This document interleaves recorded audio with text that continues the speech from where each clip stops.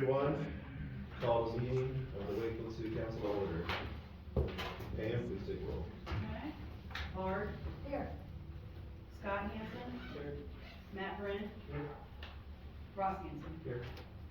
All right, there being a quorum present, I would like to note that this meeting has been preceded by due and legal notice, and a copy of the Open Meetings Act is located there, east wall. All right, consent agenda. Are there any items to be removed from the consent agenda? If not, I would entertain a motion to approve. I'll make a motion to approve. Second. Yeah, please call it. Scott Hansen. Aye. Matt Brin. Aye. Ross Hansen. Aye. Val Bard. Aye.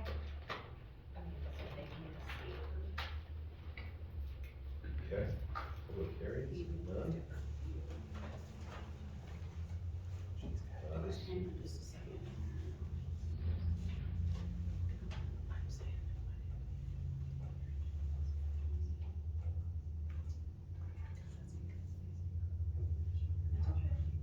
So, scroll down here, you are now past this, past this. Okay. There's no public hearing, so now we're on mayor's comment. Mayor's comment period. I guess first I'd like to thank everybody, the city employees and the city council for each spending a little bit of time with me. Talk philosophically and hopefully get us center line on how I'm gonna operate and what some expectations will be going forward, so.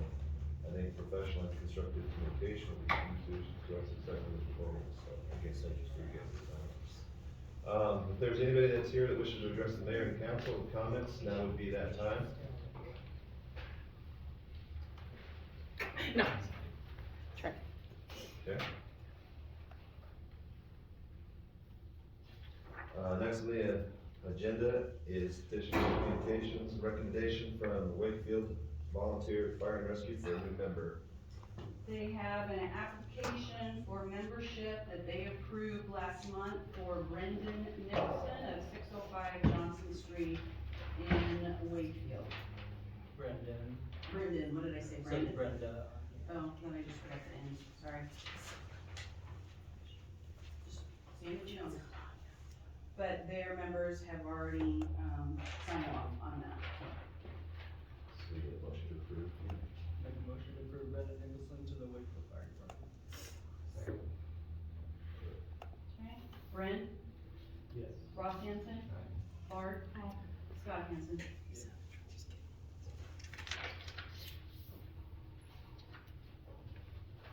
Okay, motion passed.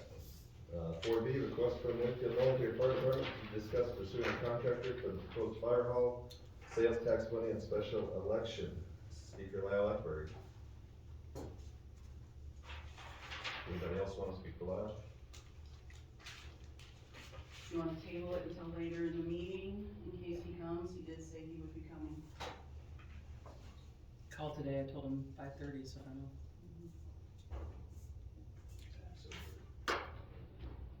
So what? You can come back, well, if he comes and you wanna have time, take it up there. All right, 5A, consider construction administration proposal from Olson for water treatment plant. Speaker's Nate. Good evening, everybody. Hey, Nate.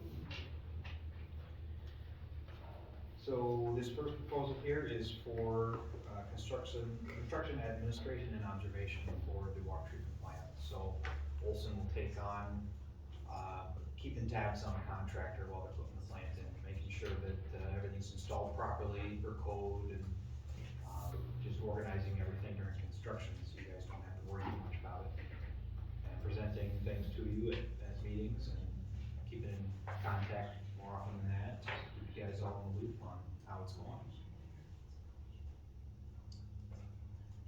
I had a question. I noticed, that basically you're allowed 3 change orders in the contract. Who's allowed 3 change orders? To me, it reads that you are, or we are. I just didn't know why they put a limit on it, or why they would specify 3 designated change orders. I can go back and pull it up quick. I'm not 100% sure myself. I could speculate, but I'd be better off to probably just check with, the guys who will put the contract together and get back to you, because I'm not 100% sure why there'd be a limit either. It's kind of odd to me. Maybe it's related to the funding source. I'm not sure. I would just be guessing. So, Yeah, this is administrative change orders. Up to 3 change orders are included in scope. Page 2. I don't know if that's necessarily referring to change orders with our contract for the observation. Maybe we limited ourselves. I'm not 100% sure. I'll have to look into that and get back to you guys. Curious.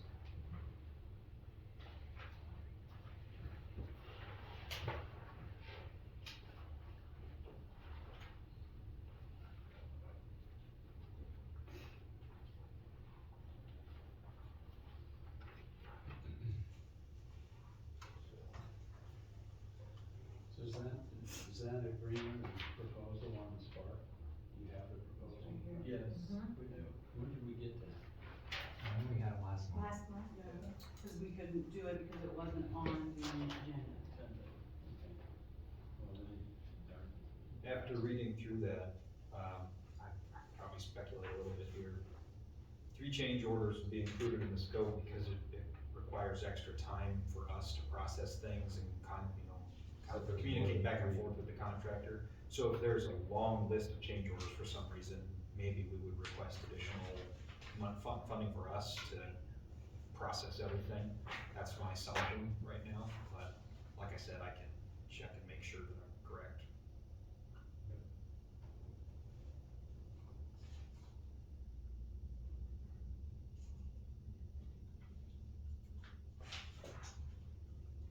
We need action. Approve it, then.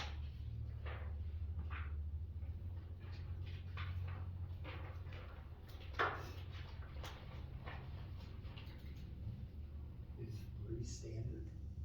Is 3 a standard limit? I believe so. In my experience with projects like these, change orders are not usually that large in number. So I very rarely have seen more than 1 or 2 on a project. I would anticipate there being 1 or 2 though, because design, as thorough as we like to be, and not every nut and bolt might be perfect in the design of this thing. We understand there might be something here or there we'll have to correct during construction. So 1 or 2 of those is pretty common.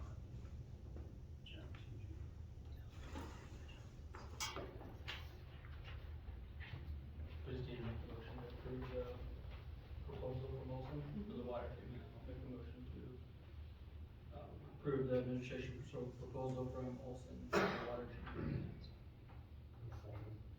And this is in pertain amendment 2. I believe it's an amendment to our contract, yeah, our Right. design contract for the We've approved project. something already, right? Yeah, the design of Yeah, the okay. whole plant, yeah. Yeah, any more discussion, or Pam calls it? Ross Hanson, Aye. Bard, Aye. Scott Hanson, Aye. Brent. Aye. 5B, consider construction agreement with the John T. Jones Construction Company for the water treatment plant. And I don't have anything for that, Nate. I don't have a copy of the contract, I don't have any of that. Oh, really? Okay, Last month, we never got a copy of it. and this is just the signed contract back from John T. Jones that we're. And when I approving, talked to right? you, you said you were waiting for one as well. Yeah, I'm a little surprised, cause So you haven't gotten one either? I had a discussion with Nate O'Keefe the other day, and he said that he got it and sent it out to you guys, so I was assuming that I wonder if Chad got it, if he didn't include me, I don't know. that could be it. I'm sorry, I No, don't know that's- where it we got just lost in can't. translation there. Really do anything because we don't have a copy of it. Okay, well, I can't imagine it's, gonna be a big snafu here. I think this is just approving the bid results. Am I correct in assuming that? I'll text Chad and see. Okay.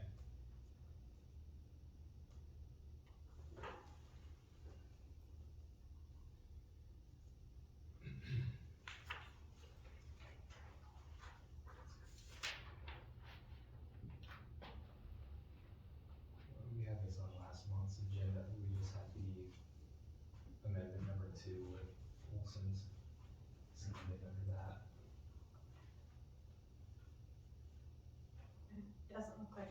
have any information on 5C either. And the the loan agreement. Yes, we previously sent that one out to you via email. Okay. Okay. That's what we read through, yeah. Amendment 2 on the loan Yeah. agreement, That was a long. I That was believe that weeks- was a couple weeks essentially, ago. And essentially, it increases the loan amount to cover the bids that Right. came in higher than Yeah. anticipated, Yeah. yeah. I believe I have a draft copy of that one here, if we need to look at it. What's our anticipated start date of construction? I mean, if we say go right now, Well, it's tough to say because they've just been doing shop drawing submittals at this point, getting material ordered. So I don't know when things would begin. The first thing we'll have to do is sign the agreement with them, the previous item 5B, and then we can get the pre-construction meeting scheduled and, get an idea of their schedule. But I would guess we're still a little ways out, just because material ordering is gonna take some time. And with the way supply chain stuff is these days, some stuff's gonna take some time to get shipped, get manufactured and shipped. So I would guess, and this is just total speculation, probably April, May would be a closer time to when they would begin. so if this gets delayed another month till February, are we still in good shape, or do you feel like this is something we need to move forward on a little quicker? I This think agreement? I think it'll be all right to push a month, the John T. Jones approval. I mean, I think we're all on the same page, it will get done, we just have been essentially waiting for them to sign it and send it back. I imagine over the holidays, that was a little slow, that process, so that may be why we haven't got it back to you guys yet. He just said sent. Chad did. Oh, so he's got it, hopefully. I'll see. How long is their bid good for? I'd have to double check, I wanna say the bonds are usually good for 30. 90 days. Okay. So we should have time to act yet. When was the bid submitted? It was in November, if I remember right? You're pushing 90 days. We are getting close, yeah, but I'll have to look into that and get back to you guys, cause we do need to have some sort of a special session just to approve that at ASAP, that's something that could happen, I would guess. Do you have it? I just received it and I'm trying to download it, it's a zip, so I have to extract it and all that, and it's taking its sweet time downloading. Okay. Can we come back to it? Okay. How about the 5C? Is that part of that contract too, can we know? I don't know, cause I No. can't look at it. 5C would have, like Mickey said, already been Oh, sent yeah, to you that's guys. right. So Sorry. that's the one you guys have already seen. Right. Amendment to the loan agreement with the Right. NDE. Yeah. And that's on last month's stuff, right? I would have to look and see, but it was sent to you via email. It was just sent Yeah. via email I- after the last meeting. After the last meeting. I know you guys looked at it because you both responded to Yeah. some information in there. Did we ever get any answers on some of those questions, you know? I don't remember what they were. Okay, I know one of them was it talked about, as far as loan forgiveness and things like that, were included expenses. or something Eligible like- expenses. Eligible expenses. So the other one was, this, eligible expenses, does this project get, broken down, itemized, or is everything that falls under this project considered an eligible expense? That's a good question. As I understand it, it would all be eligible. I don't think there is any part of this project that they would not help cover. But I'm not 100% sure on that, so that's something I need to double check with. Yeah, our conversation, we had a conversation with Matt after we sent that out, and anything from the design to the things that we purchased prior to that had to do with this project, or everything's eligible. Yeah. I suppose if you brought in something that we didn't even have in the scope of work, they Right. would have to get special approval to make it work, but. Like I've heard stories of municipalities saying, we want a skid loader for other purposes and we're gonna tack this onto the end. That they would say no to, because there's nothing to do with the treatment plant project. So Everything that we would be my planned guess. for purchase is supposed to be eligible, so. Yes, yep. And it also covers, our observation fees and a lot of other things. Design engineering. Design, yep. I think the main thing was just the jump in the price of the the bidding change, Save a shot there. Yeah, I also believe the amount, the percent that's going to be forgiven entirely Yes. increased it substantially. did, It was and 20 they did something that percent, because of the 50, big jump of Yeah. the. Yeah, 51 or something. yeah, 51, I think. So our original figures are still what we're dealing with. Yeah, I don't think the Because city takes on a whole lot of extra cost because of that, so. I do have the document now from Chad, and there's well over 500 pages of documentation and 8 different, addendums. mhm. So, I can send it to you all, well, well, I can tell you, it's well over 500 pages, cause this one right here is 1,796. I'm looking just to see what the titles are of them. There's a map. That's 100 pages. This is the addendum number 1 from the state. Are you sure that's John T. Jones's Construction agreement? construction agreement or the whole project? It might include the entire It- spec. I have to go through each one because this is what came from Chad, from Olson's, and he said it came from Nate. So I have to go through each thing to find out which one it is. So, cause there's 8 of them in there. Not any of them say John T. Jones. I'll say addendums. Just looking, the water treatment bid, okay, there's the specs for bidding, That's probably it. and that's the one that's 1,796 pages in length. So I would have to go through each one, and I don't know where specifically it is in here. I can sure look though. We'll just leave it in your hands and then you let us know if we need to deal with it immediately, we'll have to get together. I'll have to call a special Bid meeting if form, we need bid to. bond, an agreement, contractor Potentially, agreement, yeah. C520.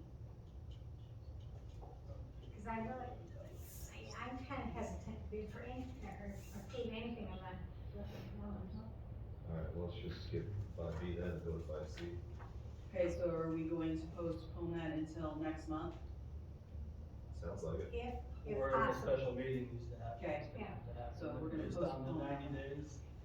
Okay, Yeah, We may be getting, well, so if you could let us know on that 90 days, okay. That's fine, if that's what you guys because want we need to to have a do. special meeting, then we need to have a special how else meeting, do we handle it? so that contract stays. Well, yeah, if you wanna have time to look through it all, then Well, maybe we or would do just it. have some idea what we're agreeing to.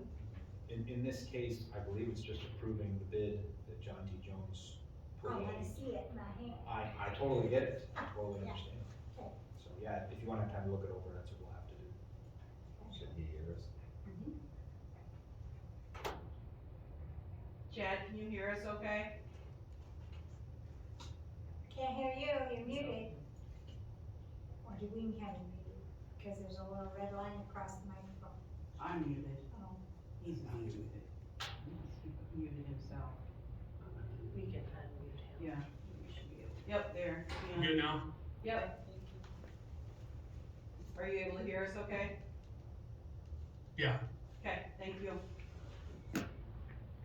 Alright, so, has he heard what we've been up to here? 5B, consider construction agreement with John T. Jones Construction Company for the water treatment plant, which we weren't able to review apparently up to this point, so, I don't know, Chad, if you have any comments or feedback, but we were gonna table it until we had a chance to review.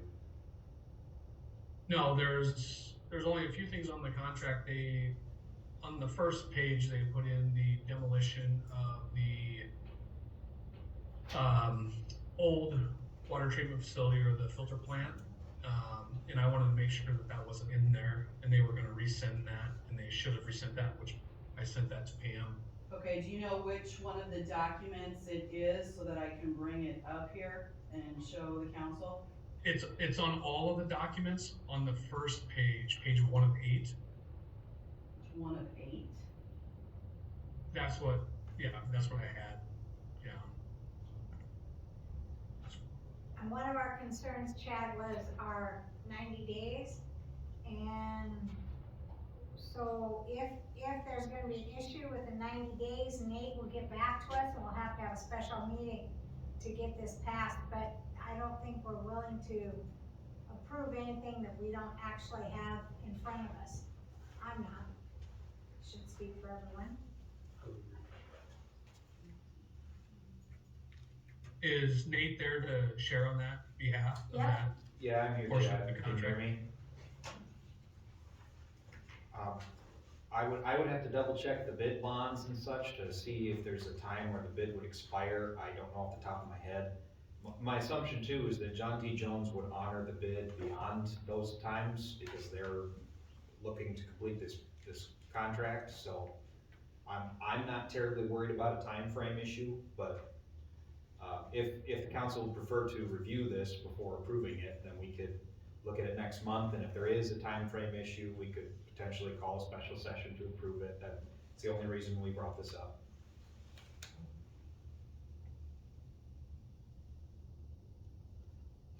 If I'm to share on that, that's the exact same thing that was relayed to me today, which was if you saw something on the contract that you didn't find appropriate or that was contingent to what we believe for the work to be done, was to cross that out, initial it, and sign it back. And my point to that was that I wasn't gonna sign anything until the document was official to what work was gonna be done.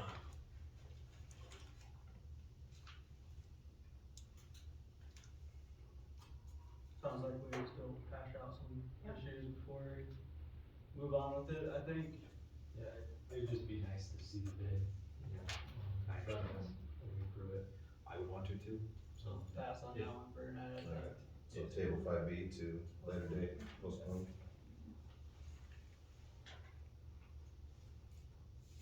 Okay. Anything else for Nate? Or just 5C, 5C. if you're. Okay. Consider water treatment plant loan agreement with NDEE. That's the one that we received. That's what we got in the mail. There were no other glaring questions when we responded. No, we actually all went through it, and like I said, it just increased the forgiveness that they're going to allow, and then, you know, they increased the dollar amount to 8.8, was it? 8.8. So they've accommodated the forgiveness to cover all that extra that's on there. Yeah, I had a payment plan already scheduled out, and so I guess I didn't see anything. You know, there's 2 payments a year, about $70,000 per payment. Every 6 months, one will be due in June, one will be due in December, 30 years? for 30 years. Okay. And there's no, since there's no interest or anything, there's no point in paying it off early. I mean, you could, but why? Look pretty good, you Lee. Whatever. Yeah, I think we're ready to approve it. Then I move we approve the water treatment plant loan agreement with NDEE. Motion to a second. Can you actually make an motion to approve the amendment? This is actually an amendment to the Amendment? agreement. Okay. Yes, the amendment.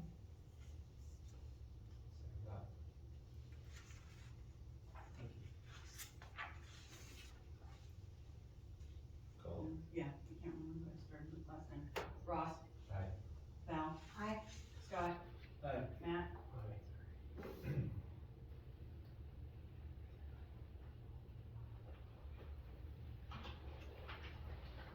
Alright, thank you, Nate. Thank you all.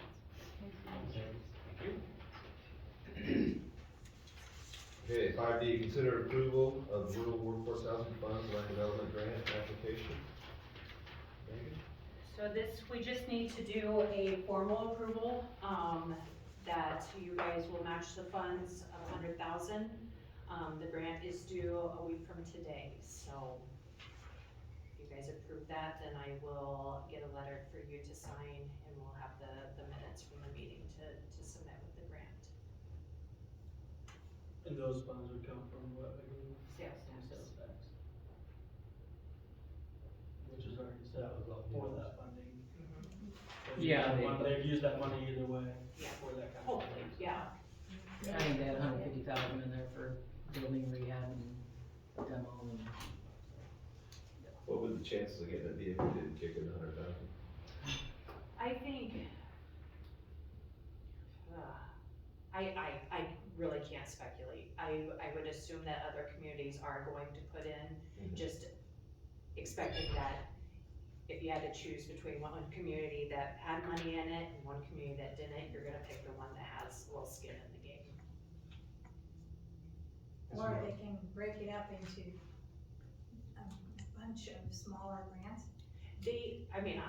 I would foresee that they probably will not award the full $1 million, just like they didn't the first time. You know, they only gave 690.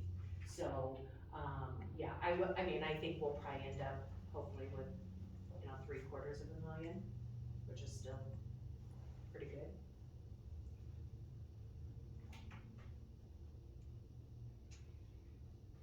And part of that funding could be used for administration. The interest on the funding can be, Administration as in? so that could potentially, if the city wanted to contract with Wakefield Progressive, that could be paid to Wakefield Progressive for, administering and, going out, checking the projects, doing that kind of stuff, filing all the reports, like we kind of do with the CDBG stuff, so. Or if we chose to hire a specialist, to work with rehab, that their salary could possibly come out of that as well. Yeah, but you gotta remember, it's only your interest. Yeah. So, you're not talking $50,000 a year or anything like that, so. Okay. We have $100,000 a year budgeted for dilapidated housing or rehab and things like that. Not rehab, just Yeah, not rehab, acquisition sorry. and demolition. Okay. Yeah. I was thinking it was 50,000. Is that what it I was? actually think it's 150,000, but Is that right? if the budget should be on your Spark, if somebody wants to look. I don't have my computer, sorry. And we don't typically use that in a normal year, do we? No, because the CRA has been pretty active in doing the houses that they can do, so sales tax hasn't done a lot. To be honest, I know it seems like a lot of money, but we have an abundance of money in sales tax that we need to spend on something, and housing and rehab is one thing that we can. The goal is that, again, this money is going to revolve, and so you won't have to go back to sales tax to use funds for demo, unless it's a commercial property, but. Correct me if I'm wrong, but if you commit that in a grant application and you don't get the grant, you're not out anything. Correct. Oh, yeah. Right. So it's either you commit it, get the grant, you get free money, or Yep. you write back. the grant. Exactly. It never comes out of the budget, yeah. So, okay. So if you commit the 100,000 and you get, it doesn't matter if you get 300,000 or 750,000, it still costs you $100,000 Yeah. in the city. That's what you Yeah. committed. What was the timeframe? 3 years. 3 years, yeah. So how would this fit in the budget if we did get it? It would go into the sales tax revenue? And Can we back do out. that? And it's only 449,000? It will go into sales tax revenue? I'm sorry, Yeah. this is CDBG grant, so. So No, this isn't CDBG. No. So, Where would this? What, do you have a grant in which fund though? in your general fund? Oh, yep, we can go to 10, so it goes for what? Sorry. Yeah, no, I probably wouldn't go into sales tax. Go to 10, this is Not the fine. It would probably, just go into the general fund and you write bills just like you So you do. wanna go? It's not electric, it's not Yeah. water, yeah, sewer, it's sorry. not. Okay, general fund. Do we have it in that budget? Can we accept that money there? I bet we would do an amendment for $1 million, don't you? They don't want to do special meetings. And the thing is that you're not gonna get that money, there's a chance that we may not even have to draw down on that money until the next fiscal year, so then you can get it into the budget. Cause it's not like they just write you a check for $1 million and you get to, you have to prove everything, so. You have to identify the projects. It's all reimbursement. Reimbursable, so you have to do it, you know. We have to pay for it up front and get reimbursed. I'm sorry, I'm not seeing anything in the general fund for housing, like, They're just a general grants, okay. and I for grants. But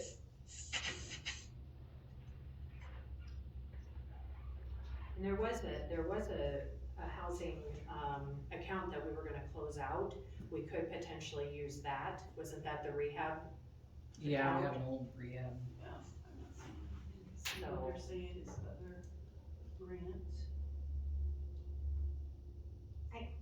The only reason I bring it up is because the auditors have said, you know, we can't have sinking fund, can't have this, can't.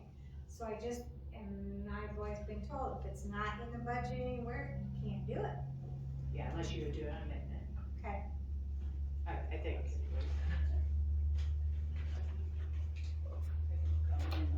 I guess I'm not sure, Val, on, you know, money in. I mean, you know, that's the rule on money out, that you can't. Yeah, The thing would be, the $1 million is not gonna come to us in a check, like she said, it'd be maybe at the end of the year, this budget year, we'd maybe draw down on it, and probably not even, so. Yeah, and we could probably time it that way too, to be honest. I mean, you know, the city would just have to cover it for a little longer than. But we could. it's never money in, it's always money out, that's Yeah. the issue on the budgeting. I can certainly talk to Kyle Makes about no it. sense to me. Well, you wanna make more money. Well, They yeah. get worried if you're spending too much. We gotta you know? have a place to put all this excess. Okay.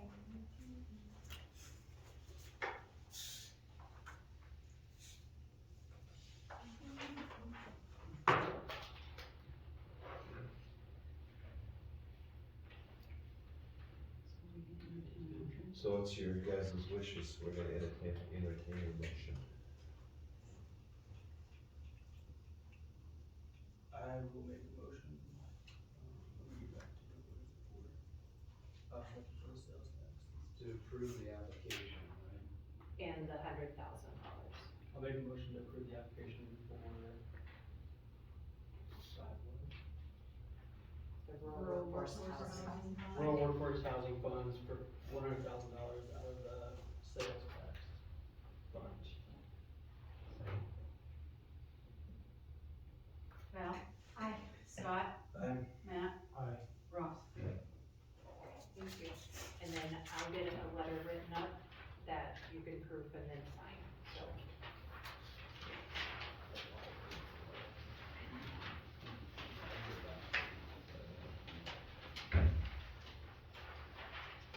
Alright, Lyle, we're gonna jump back to 5-4, where we at? B.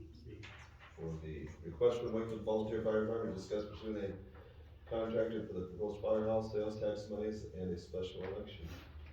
I apologize, Galen Sampson is a member of the rural fire board, which I am. He got tied up doing something, he said he would be here, can you put me off for a while?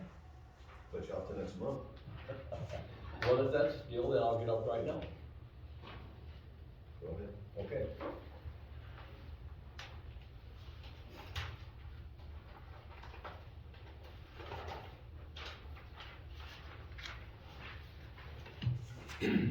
Okay, so I have this all written out, so I'll read this to the best I got here. So, good evening, new mayor and council people. I've been to city council meetings before, and Paul thought that I should wait and bring up this topic tonight when the new council is in place. So, subject of course tonight is the new fire hall and how to help pay for it. I've been to some sales tax committee meetings. The city currently has a 1% sales tax on things, and I believe the city can go up to 1.5. Somebody can correct me if I say something that you know I'm wrong with or so. So in order to raise your sales tax 0.5% or a 0.5%, whichever way you want to look at it, the city would have to impose this, of course, and it would have to be voted on by the registered voters in the city, and possibly the rural fire district also would vote on this. I'm not sure how that goes, but I talked to, Cindy, the Dixon County City Clerk, about this, and there's two different ways to go about this on a special election. One can be a mail out, to the registered voters, which you could do now or give her time 30 or 60 days. Or you wait till May of 2024 for the next election. This special election could cost $3,000 to $4,000. And I've visited with Chad Macklin about a lot of things about this new fire hall, what may all be involved with it. And for what it's worth, that's where I spent more time with him than I ever had before.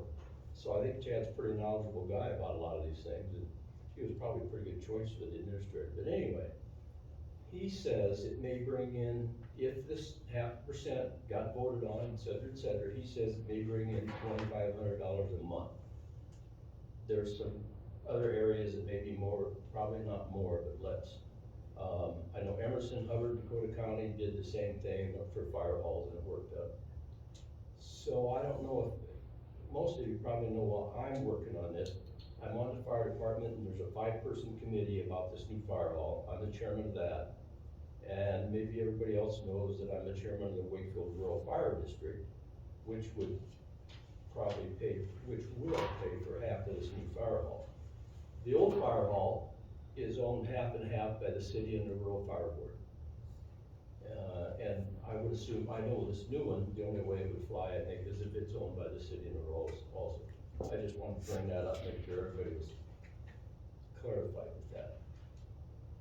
So, if going on with this, the next step that I or we or our committees have to do is get the 5-member fire department committee to agree on a building plan and get a bid on it, so then I can give that to Megan Weaver so she can start applying for grants.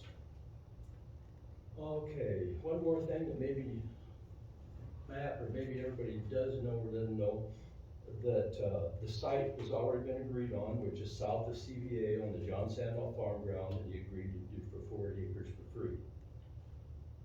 And this isn't to do with this sales tax thing, but it's my personal comment.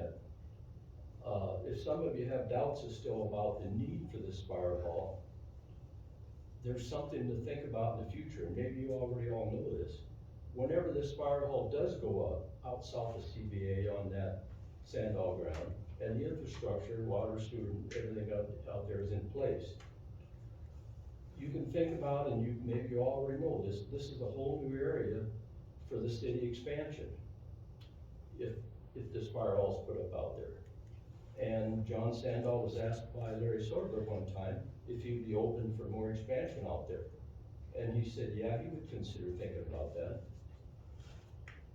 My personal comment is, if this fire hall don't go up out there on that ground, there'll be no infrastructure ever out there, and I don't think that John Sandall would ever consider selling any ground to the city or any expansion out there. But I think once this fire hall's out there, I think my personal feeling is there would be expansion someday for the city.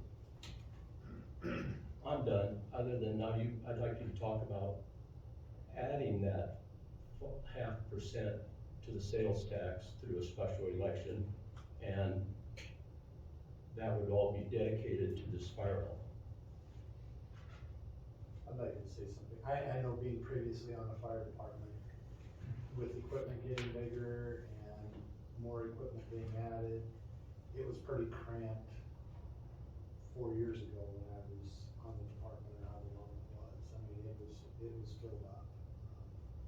There's just not a lot of room to be had anymore. And I know they put the addition on to the south. I can't remember how many years ago that was, but that's been used and stuff too, so. So I definitely get what you're saying, and I know what you're saying. $2,500 a month? That's For Chad, half Chad's estimate. He says that he didn't know for sure, and maybe somebody can answer this. Let's say this 5% is, 0.5% is implemented on this, that the state law may, he says right now, some of your sales tax has to go for other things in the community. I think since, I know Emerson, Hubbard, Dakota City, they did this, and I think they get all of the whatever percentage they did. Now, that's something I could pursue through somebody to see if we can, if this 0.5 can go entirely to the fire hall fund, or if some of it has to be taken out of that 0.5 and trickle down to other areas in your city. It depends on what you vote on, because our last election that we decided to continue, the city decided to continue the sales tax. It was, the reason we gave for it and the reason they voted yes is because it was going to the, new filter treatment plant. So, it passed with that, restriction on it. So those funds have to be used there. So if you would have a special election and ask for another half a cent, you have to convince the voters, in order for it to pass, you have to convince them, not us.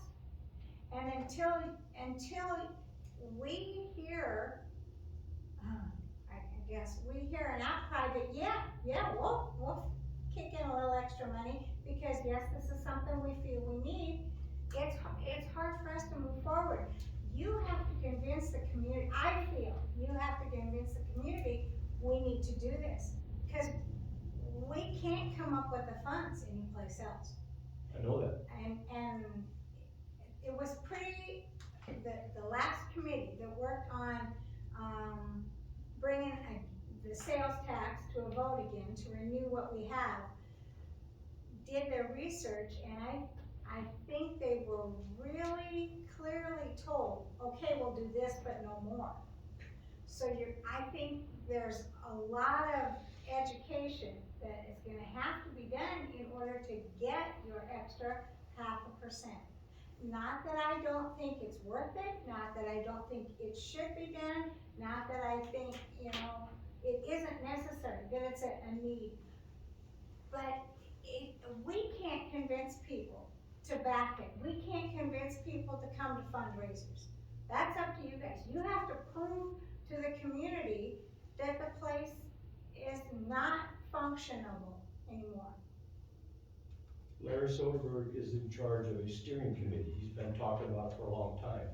He has his steering committee in place. The purpose of the steering committee is to do what you're telling me needs to be done. So that part of the project is in Larry Soderberg's hands, not mine. I mean, not that. Yeah. No, yes. I have enough working together, yeah. of the project. So his steering committee is gonna meet in about 2 weeks. So yes, I realize what you're telling me 100%. My question is, in last month, 1% sales tax, we generated $28,000, right? Yeah, I was going to So look and if you add another 0.5%, you're talking $14,000, right? Yeah, it seems. 28,000 last month, but it was. But it does change every month, and then of course Right, with but- us, we take half of it out for the water treatment plant. We will have just enough to make one payment per year on our water treatment plant. Yeah. So, I'm just saying, Typically, I feel like it's usually 24 to 28,000, usually per month. So I don't know if you add another 0.5%, at least, 12 to 14,000-ish. If that's all dedicated towards the fire, the new fire department. Yeah, this is what Chad gave me, and I hope it's wrong, and I hope you're closer. And I could be missing something there too. I think what Chad was talking about is the deductions from the sales tax has to do with the Nebraska Advantage. Where some business in the community asks for money from the state for expanding its business and employing more people, and then they make us refund that money out of our sales tax. Okay, so that has, the question is, can they dip into that 0.5% as well for that reimbursement, or is there some way to make that exempt? So that's, that question we have to resolve. And I can research that more. I have an appointment with this lady in maybe tomorrow or the next day. Right? Yeah. Then my other question is, I mean, are we stuck on 0.5% if you have to have a special election, or can you do 1/4%, or, you know, is that adjustable? You know, that, Yeah, you only can go up to another You can half. only go up to 2% without other things kicking in that make it more difficult. You're at so, 1 right now? Yeah. Okay, so this would be 1.5, and Nikki said maybe one time that she thought 1.5 would be the maximum. I think that might be right, And that without is. kicking it into different regulations.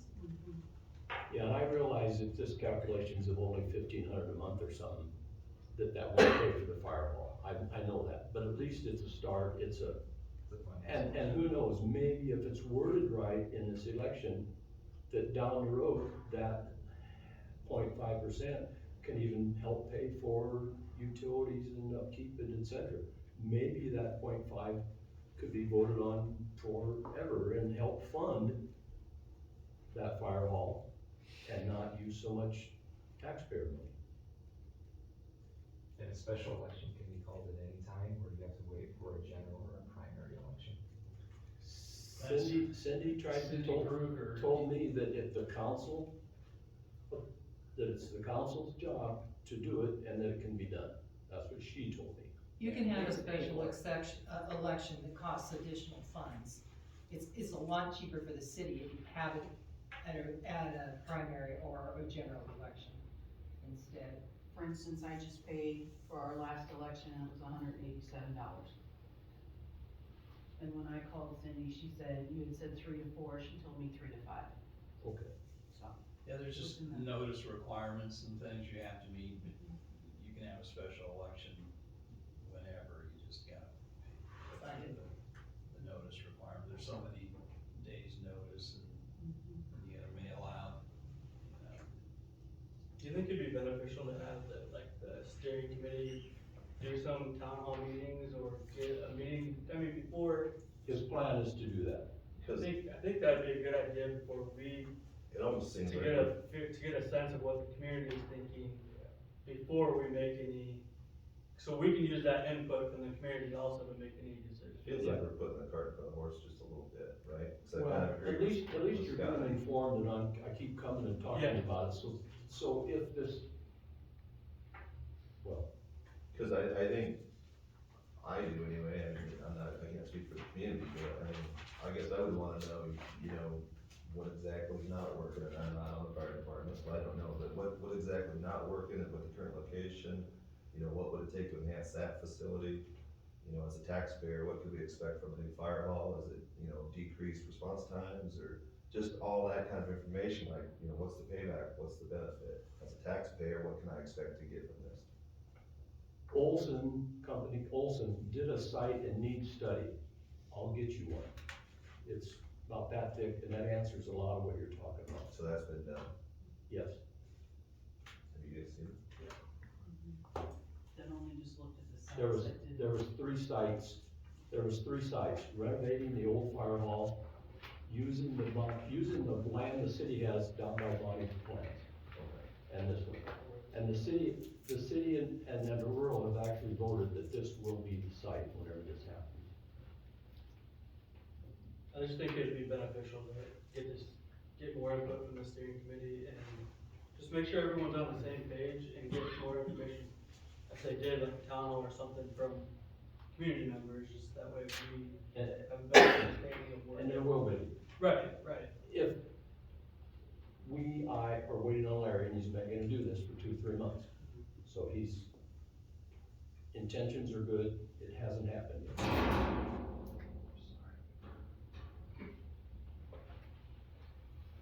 Anything else for Lyle? We appreciate the time that you're putting Yeah. into. And for keeping us in the loop.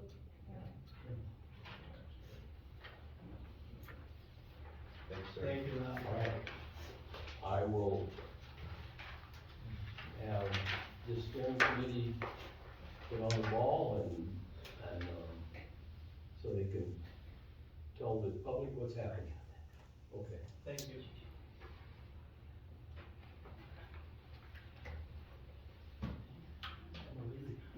Good. Alright, 5E, consider City of Wakefield website provider. I had asked for this to be looked into. And, Pam had put some stuff together on the Civic Plus proposal, which a lot of our neighboring communities have. And I guess it would be, I don't get a vote, but it'd be my recommendation to move forward with this.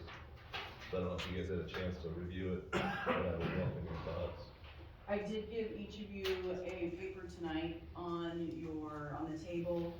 I know you guys like to see things without me just calling out numbers. Some of these numbers were already discussed last month.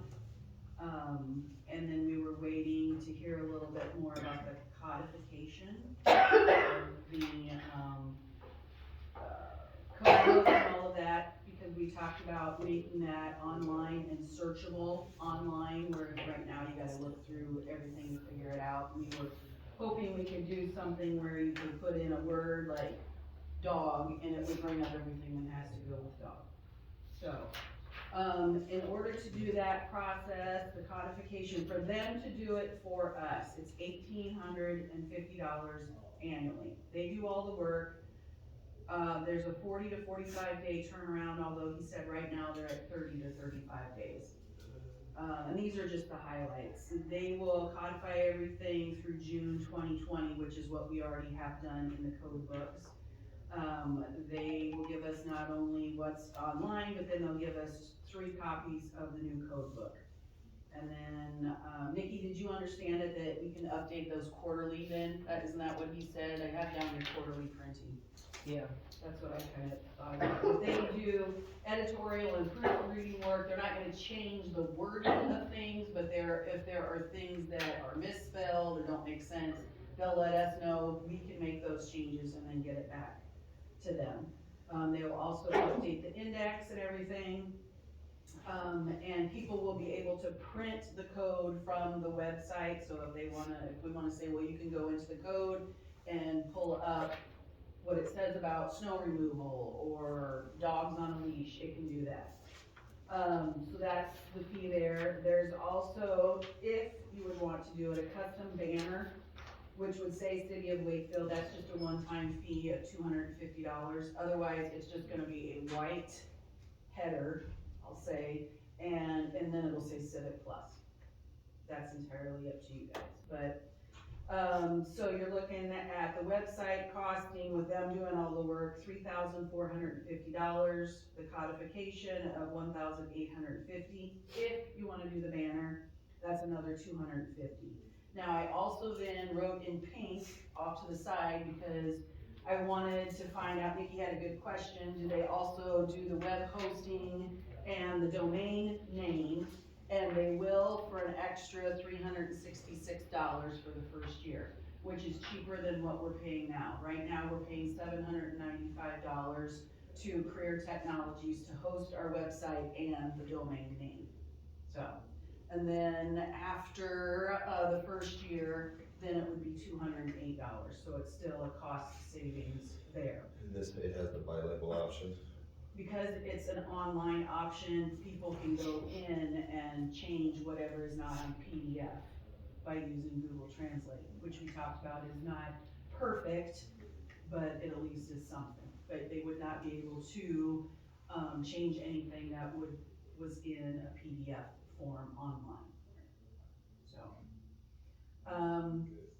the other thing is, we asked what would happen if we're not satisfied with their business, how they run things, what in 3 to 5 years, we wanna say, sorry, we don't want you anymore, are we gonna have to go through this whole process of recodifying everything? And they said, no, what we give you is yours to keep. There's no hard feelings. Yes, of course, they're gonna try and get us to stay and talk to us about that, but what they give us is ours to keep. So the initial cost for the first year we're setting up is the 5,300. The 5550 plus the 366. Okay. Yep, and then after that, it would be the 5300 plus the 208. So you're talking approximately $6,000, let's say the first year, $5,500 thereafter. Some of the other things, like I told you last month, it's nice because you can schedule things on the calendar, you can go in and put things in automatically. We don't have to make sure we go in that day and put it on. It also would take it off automatically, so if you forget to pull something off, it's gonna do it automatically for us.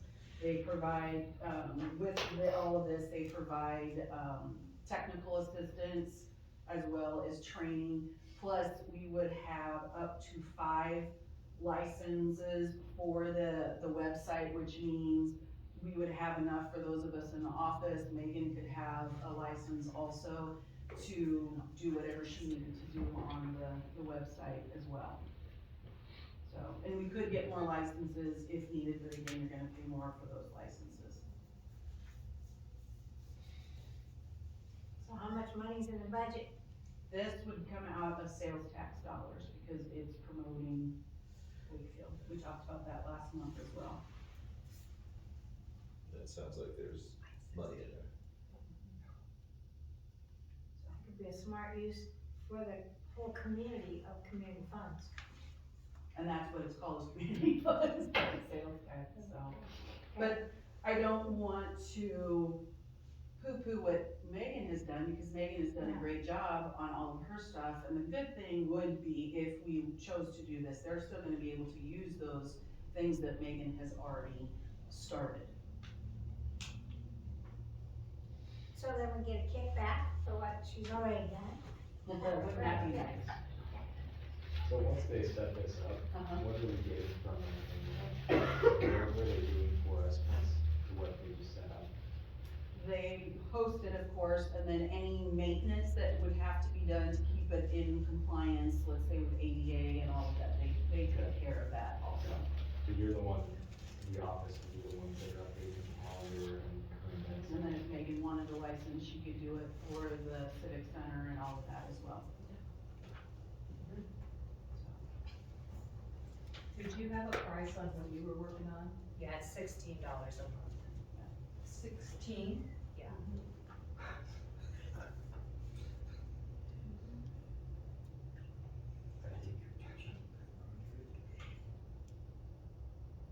I guess my feeling is, it's important to have a good website and a professional, well-serviced website too. So I don't wanna say no price is too much, but I feel like, it's worth having, even if it costs us a little bit, it's worth having a good website. Not that you're not working on that, but I feel like in some ways that's a lot to put on you too, to keep things up to date and make sure that everything's current. Yeah, I think that's still gonna fall on me, it sounds like. I mean, I'm still gonna have to keep the Civic Center stuff up. Not if you don't want to, I'm just saying, that's a possibility if you Right. choose to do so. Well, I think that's what, that was one of the reasons we were looking at a new website too, is to be able to keep current, the bookings, and so that people can see if it's available, book online, that kind of stuff, so. The other thing I do like about it too is, say if you ended up leaving, we don't really have anybody else to go do that, take it over for you. Where if we go with a company like this, we always have that company to back us up and take care of the website if we needed to, or train somebody new, or, cause it's a lot to it. I mean, it is a lot of work to it. I'm sure you do a lot of other things too, so this would free you up, you know what I mean? I don't know if I told you this last month, but maybe not, but, there are several other websites or web hosts out there.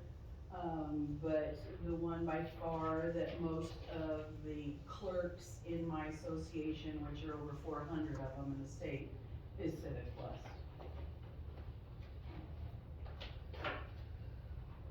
and I did put the Civic Plus stuff, information on Spark, you can read it all. That I have been given, you've got it there.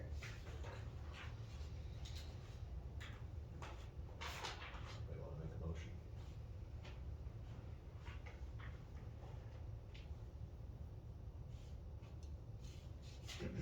I'll make a motion that we approve, the Wakefield website providers Civic Plus. I'll second that. I can't remember, I'm sorry, Val, Aye. Scott, Matt, Aye. Ross. 5F, consider a city council retreat. Pam has put some information together, because like I mentioned last month, if we have a retreat, we wanna make sure that it's, something around education or future planning, not just another meeting. So you've reached out to. Yeah, so I reached out to my clerk group and got some information back.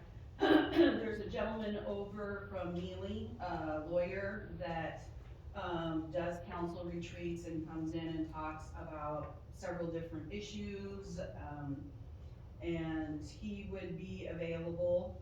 And then I reached out to Ellen, Wakefield. She is the UNO professor that kind of leads the municipal association for clerks, and she's also the one that headed, Chad's public administration thing, and she had some names, and she said they all work at UNO, and so there's several different people that could come for different reasons, and, we could talk fees and dates, once we decided that's what we wanted to do. And then Nikki said that recently she and Chad met with Olson's, and Suzanne, who works at Olson's, also does those types of meetings where a council would get together and talk about a 10-year plan, what do you want for the community? And, she said she'd be willing to come in and talk about those types of things as well. So there's a lot of different options. It's just a matter of deciding if you wanna do it and then when, because I can't get anybody until we know what's going on. I think if you could set something like that, that would be beneficial, but kinda up to you all. I'd be more than willing to do that. I think any of them would be probably good, I mean, really. Right.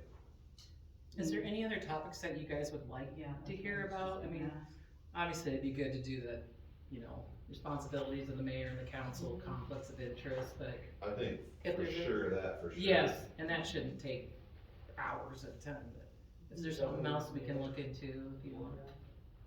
Well, I didn't know if you wanted to do like a day, which is a lot, half a day, or if you wanted to do one quarterly. Where you do half a day, I mean, I don't know, I'm just saying those are the types of questions I'm being asked when they say, well, what are you looking at? I'd say like 9 to 2, 9 to 3, something like that, On weekends, on a weekend. okay?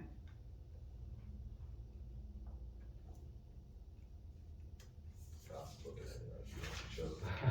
Well, I know basketball season's coming up, and that takes, I mean, I know it's here, but I'm thinking little boys basketball, you guys were traveling, I know last late winter, early spring. Again, that takes It just time. depends what it is. What's that? Just depends what it is. Can we do it after basketball, or is that too late? What are you thinking? So you do it after basketball. You want me to look at something in April, Later March. Early April. later March, early April?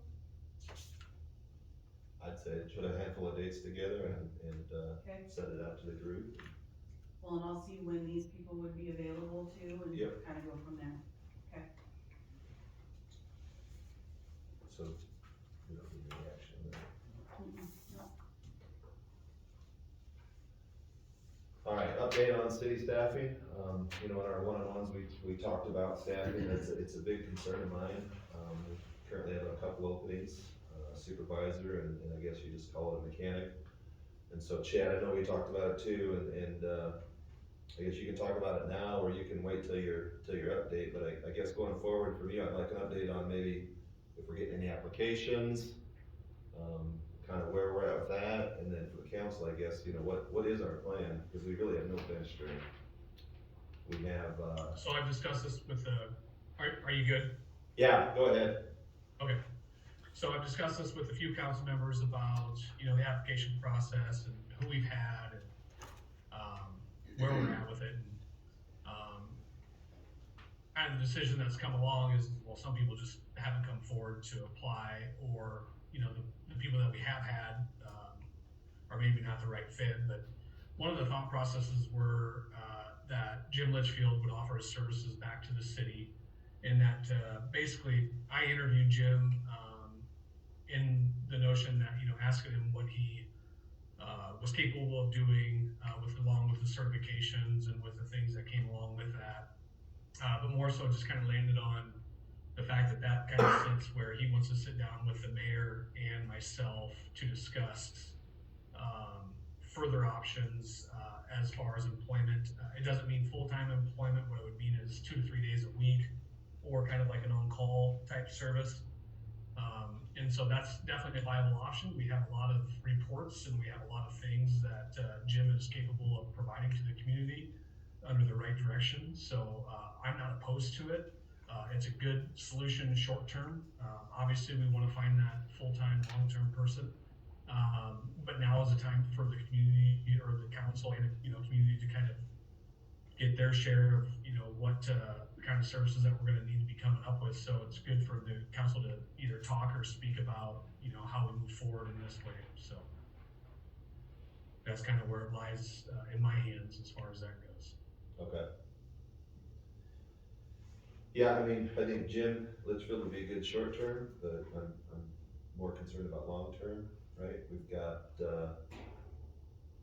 Pretzer, who's probably not gonna be around forever, got a lot of tribal knowledge that we're probably just gonna lose when he decides to retire. And Pedro, from what I understand, does a nice job. But again, I'm not sure how long he plans sticking around either. So I guess I just wanted to think about what, you know, what's our plan? How do we ensure that Wakefield, the city of Wakefield, is the preferred place of employment? I don't know, but I think we need to think about it. Because if not, pretty soon we're gonna be standing there holding up an empty bag, wondering what happened. And I don't think the community's gonna understand.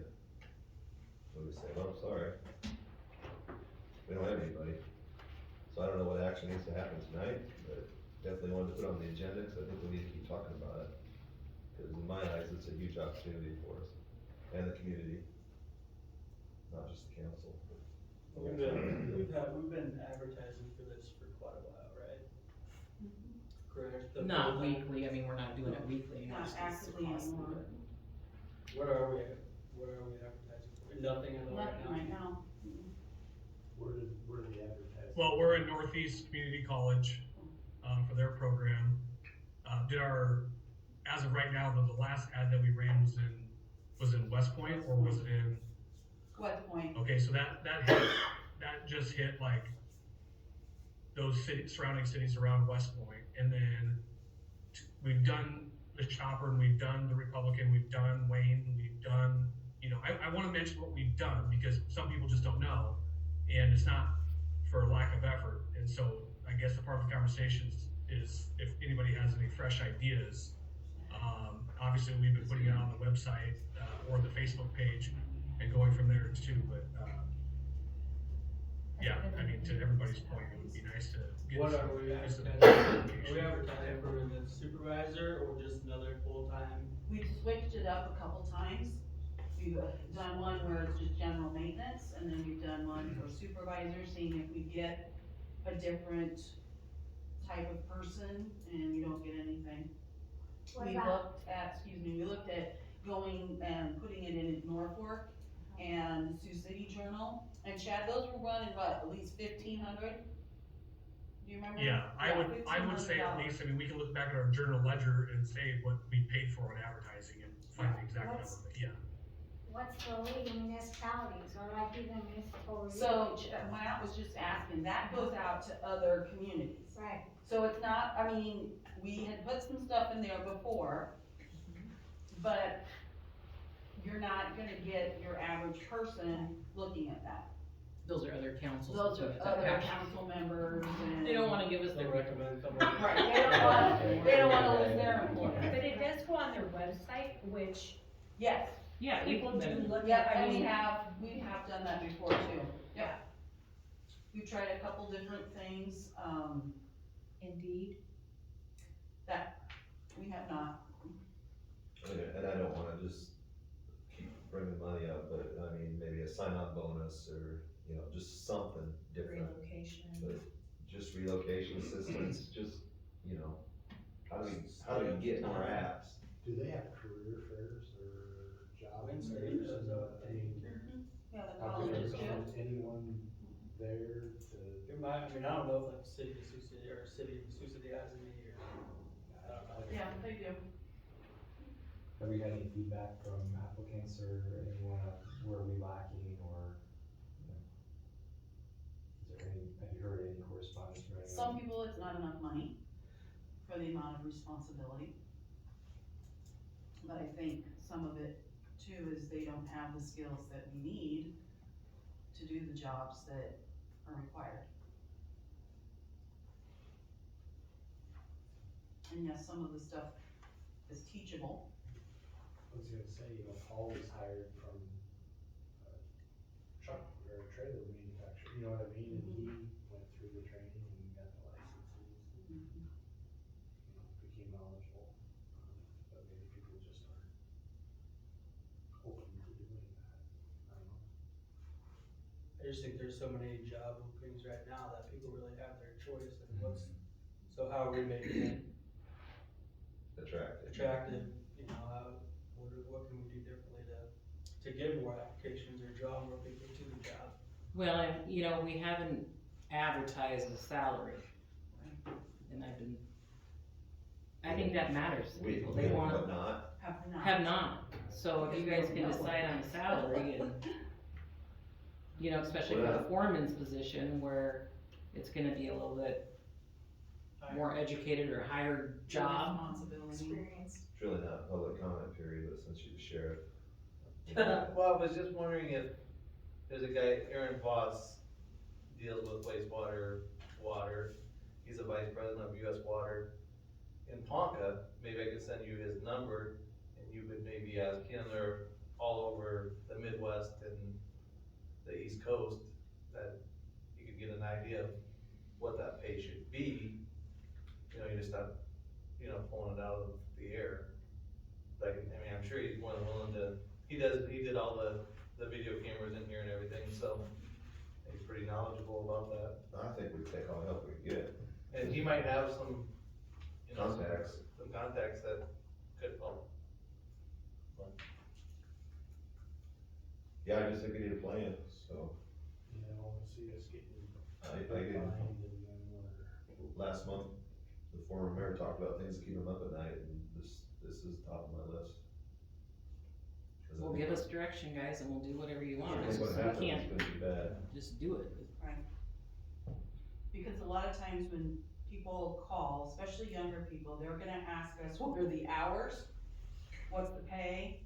What kind of vacation we have? Older people are concerned about the retirement and the insurance. And we can't answer all of those questions because we don't know how much the pay is gonna be. I mean, yeah, you can say, well, it could be anywhere from what to what, but we don't know what the what to what is either. What I would like to notate on that end of things is we have to also keep in mind that what we pay somebody, given the current staff's position and employment, is I would not wanna hire somebody and then immediately lose somebody because we've overpaid or, you know, let that end of it slide, as far as pay scale goes to who we currently have, because I feel like we have some individuals that, you know, have the experience and, you know, if, this is a slippery road, either way you talk about it, so it does need to come up in conversation so that we can kinda hash through it, but I do care about the people that we currently have as well. We can't just cite the previous foreman's ballpark can come and say, otherwise it's based on experience. That's up to you, we don't have that, we haven't been given the okay to say that. We have to be under on our labor budget, cause we've been, too short for how long? We're good on budget. Yeah, cause we don't have anybody. You're not paying their health insurance or I think that'd be beneficial to do start with something like that around where he was, and then, cause we do need more people to get certified with the sewer and all that, just so we don't have all of our ducks on one person or two people. We need to have more spread out, I think. In the meantime, I think it'd be a good idea to get it out online on Indeed or something like that. I think you'll get a lot of eyes on it if you go that route. Do you want the salary published then? Can you do that? Do you wanna Like, do that? Minimum of, The range, or like, Yeah. Yeah. I don't know what was it, Corner or not. So this would be the 23, for foreman, correct? Is that what we're? You can cite the benefits that they're already getting. right, and we have done that, What about a sign-on bonus? I mean, because we've probably got the money in our budget. I mean, just something, so just to be snarky, okay, you give somebody a sign-on bonus, what are you gonna do for those people who are here? Aren't you happy? Well, I agree, You know what I'm saying though? but they can apply for the job then. Yeah, I mean- you use the old benefit counts. We dealt this, at the hospital or wherever, whether it's COVID bonuses, sign-on bonuses, it's just the world we're living in right now. Right. And people are free to come and go as they please, and, it's just annoying too, you have to walk through. It'd be a promotion for the current folks on staff though, so if If they they wanted to wanted the apply for it, job, yeah. if they applied for it, got it, they'd get the $2,000 sign or whatever it is, sign-on bonus. So, I mean, it is what it is. I think, just talking out loud here, Right. just to put another carrot out there to try to get some applications. And the range that you list, the high end they would have already their certifications for wastewater, for this, for that. And the lower range is, then you would be expected to get those. Maybe you have some management experience, but you don't have the Yeah. licenses, Right. certifications, Mhm. whatever that range looks like, I don't know. I would do something like that, maybe a little sign-on bonus. See what happens. Salary negotiable based on experience, give them a baseline. I don't know if this fits into that, but one thing I think you could do back for the current employees is reinstate the uniform allowance. It is, It is, yeah. It never came out of the handbook or policy, I don't think. A budget. The budget, so, so they are authorized to go ahead with that. they just have to go through Chad, but yeah, it's in the budget, so. Just can't go to Baumgart's on their own and get it.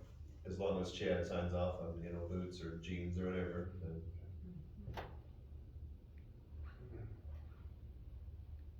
So do we wanna do a starting point of, or do we just wanna, starting point of $23 an hour, is that what? I can't tell you for sure, cause I can't get into it, and I haven't written that check for. I feel like when Mike left, he was making about 52,000, but does that sound about right?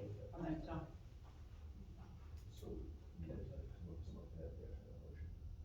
Well, Or it could be, they could come back with a proposal or email people, somebody needs to put together a proposal and run it by you guys, is what I'm saying. yeah, let's do that. Nikki and Pam work together on a proposal, maybe a minimum maximum with a sign-on bonus.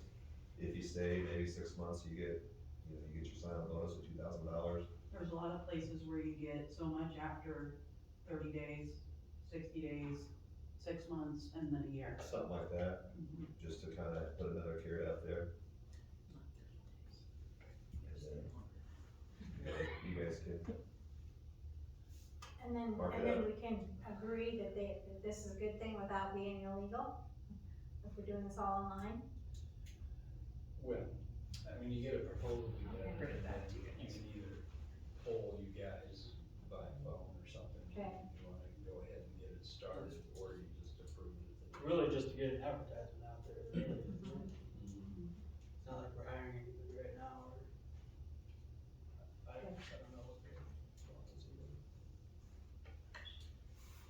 Do you wanna say anything in particular for sign-on bonus? Just wondering. You guys come up with a proposal. Well, nothing crazy, I mean, like $12,000. Nothing crazy. A new car. Leland's car, yeah, stay for 6 months. They want the $2,000. They'd rather have cash? Alright.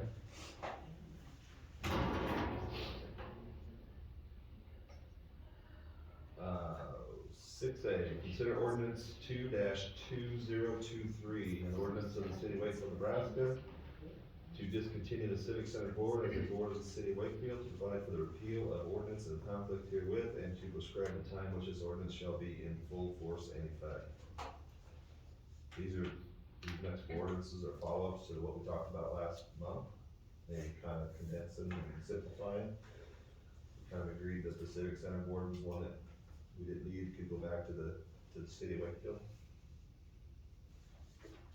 Anybody bring that up to the city, or the civic board? Just, Not yet. They did briefly talk about it, I think 2 meetings ago, and we've talked to a few of them, but yeah, we were waiting for this to officially announce it at their next meeting that. they're, okay, is it like? Tom's on it. Yeah, Renee, Oh, Julie and Tom are both on it. What do you two think?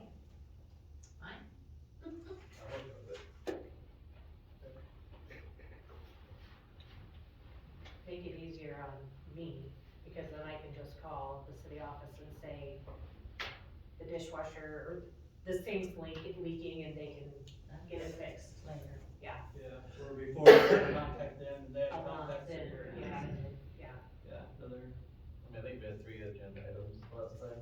yeah.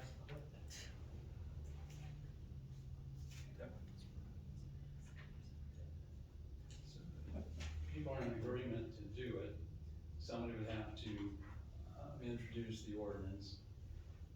And then you guys need to decide if you wanna do the 3 readings or waive the 3 readings. And if you wanna waive it, you'd have to vote on that, and then you'd move for final passage. If you don't, you just do the reading and put it for second reading in the next reading.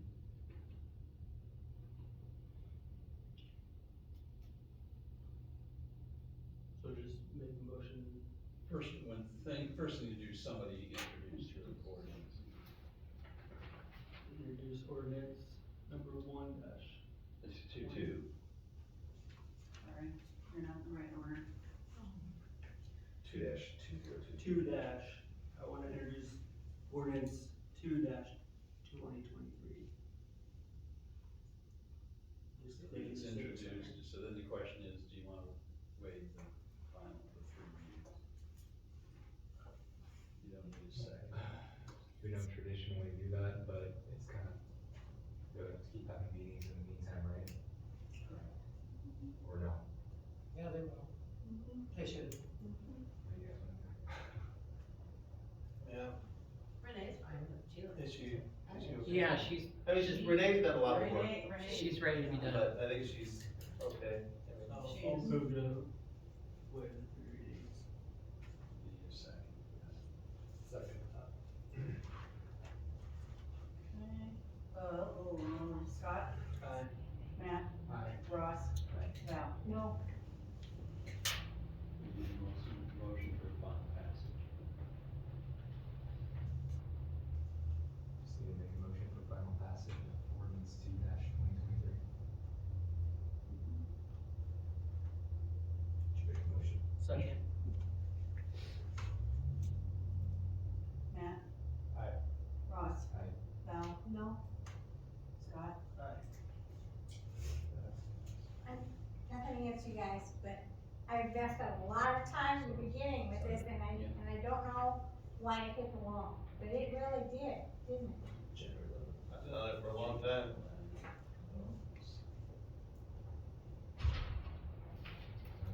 what you're saying. It's okay.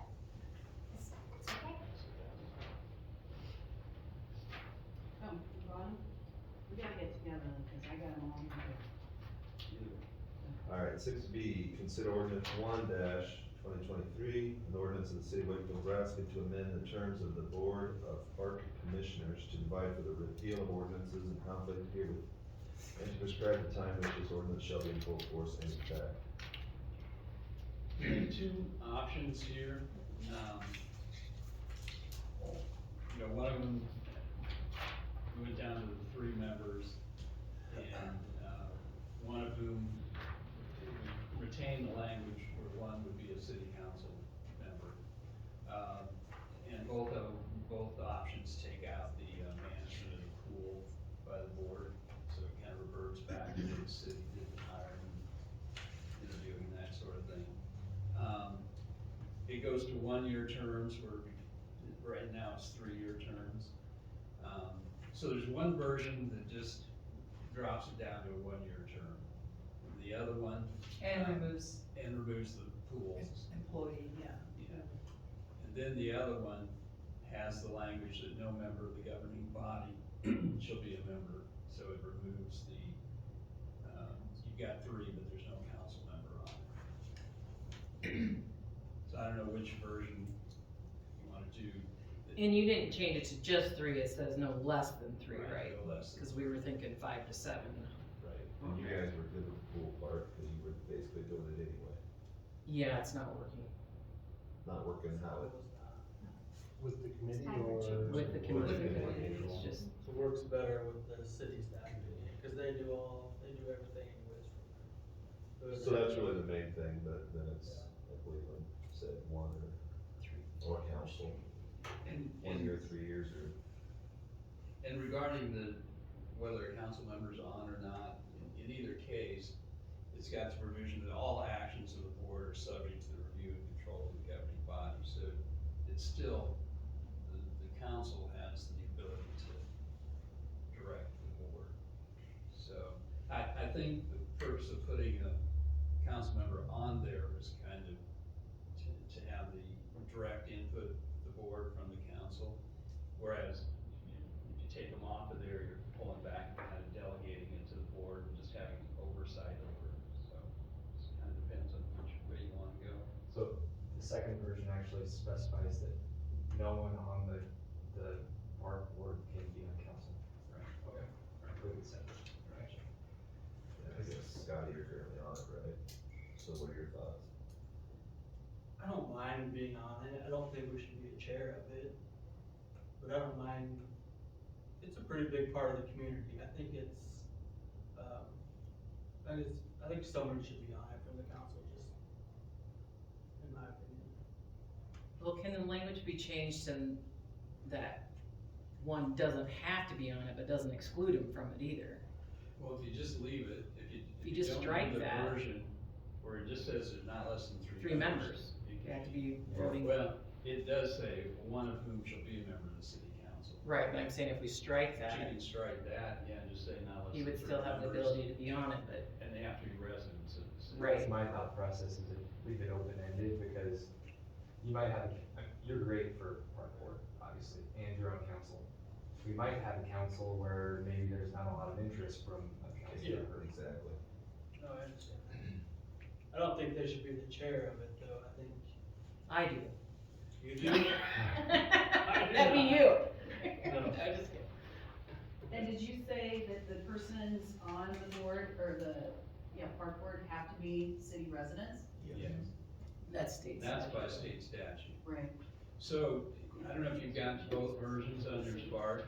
Yes, If you look at the one, you just scroll down, it should be there. It should be the board. that section 1, Board of Park Commissioners, there, it says there's hereby created a Board of Park Commissioners which shall be composed of not less than 3 members. And then it says one of whom shall be a member of the city council. You could strike that, so it would be not less than 3 members, all of whom shall be residents of the city. Isn't that kind of what you're talking about, Ross? So it could be introduced in that form, if that's where you wanna go. Does it address term limits? Is there term? 1-year term. There's no term limit, other than they're just 1-year terms.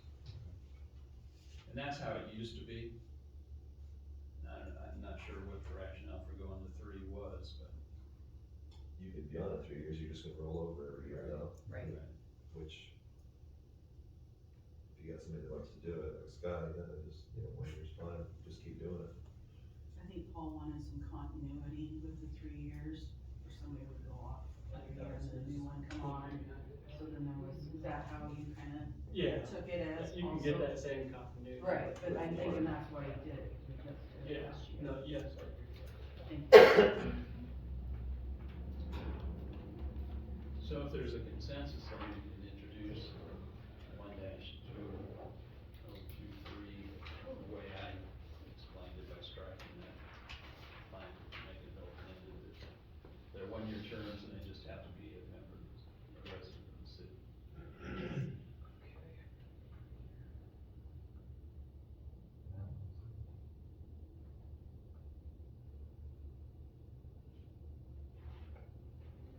So we need somebody to introduce it then?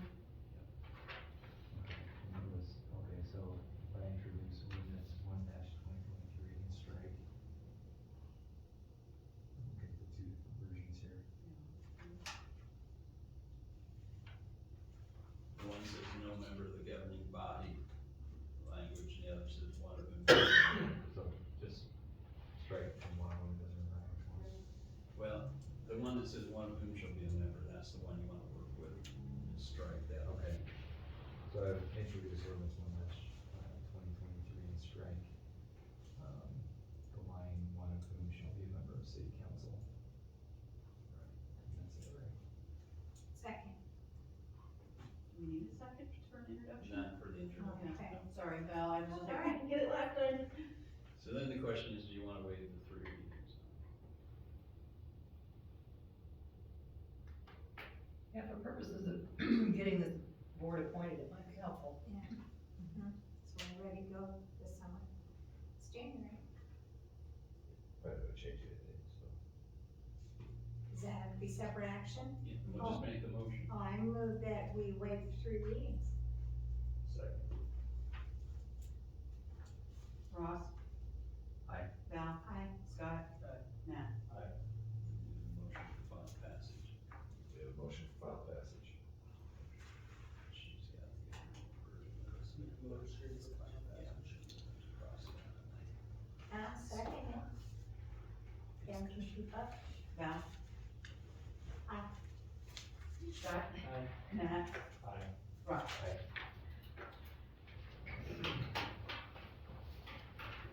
Yep, right there, put a little, who's it on there? It's the second one. Something. Okay.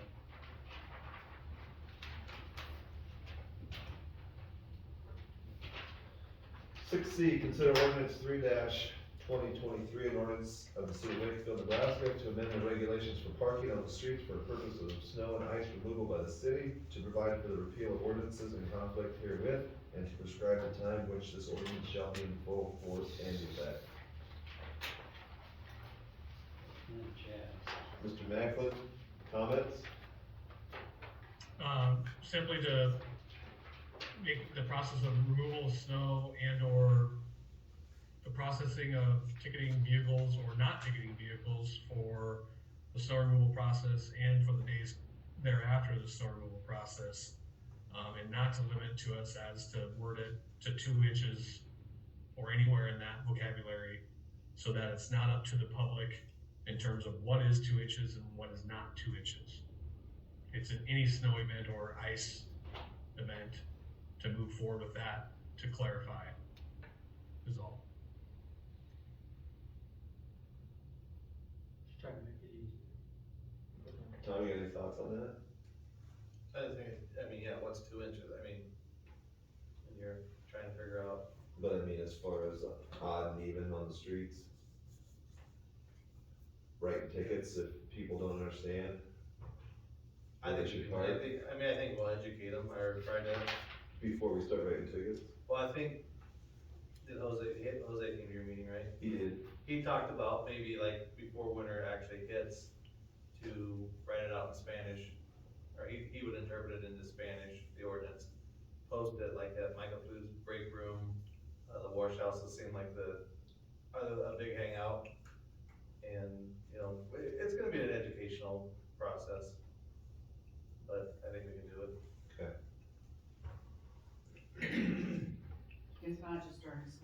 week or so. Well, I mean, but But I think we said we were gonna send it out the bill.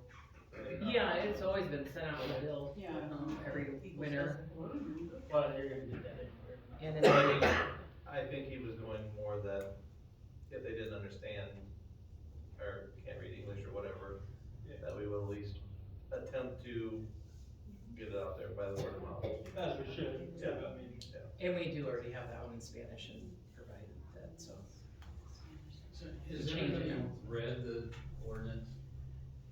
I haven't had a chance to visit with Chad directly, just kind of through email stuff, but various communities do it a lot of different ways. This just talks about a snow or ice event, and it's defined as any amount of snow or ice on the city street shall constitute a snowfall or ice event. What just is a little concerning to me is if you had, it just started snowing, and so you rush out, under this, you gotta go out and move your vehicle, then it stops. I mean, it could have happened at 2 this afternoon and never really accumulated, but the way the ordinance is put together here, it could be argued that, okay, it's snowing out there, get out and move your car, and really you don't. The way it was before, it had to have a certain amount of accumulation. Other communities have where there's a declaration made by the city administrator or some designated city official that, you know, a storm's on its way, and so we're gonna declare a snow emergency, and that implements the prohibitions or the restrictions on parking. So this is really broad, and it's okay if it's what Chad wants, but I didn't know if you guys wanted to look at some other options or give me some time to visit with Chad about, you know, redefining things a little bit, but I don't know, what do you think, Chad? I think the biggest thing is that we as a city office and, police entity, you know, the Dixon County Sheriff's Office is that, even in a snow event like this last one per se, like we spoke about in email, is that we're not going out on an event and it's case by case that we're, deeming necessary to either ticket someone or to cite somebody. And those vehicles, are usually, or have been, in fact, been there for over 4 to 5 days where they haven't made an attempt to either move and or, you know, make a difference in their position in the community as far as parking goes. And so I think the biggest understanding is that we treat it as such to that, you know, otherwise we go to the far extreme of saying at any point in time, the city can declare a snow emergency, which many of the communities do. And then it's absolutely no parking anywhere on the streets, which I think would be even worse. And what we're trying to do now is to say, hey, we understand even people that come in and pay their fines. A couple of them have said, you know, hey, we have a problem with my car. I have a flat tire, it doesn't run. We tell them, you know, hey, if you have a problem, call the office, come to the office and tell us that and we'll work with you.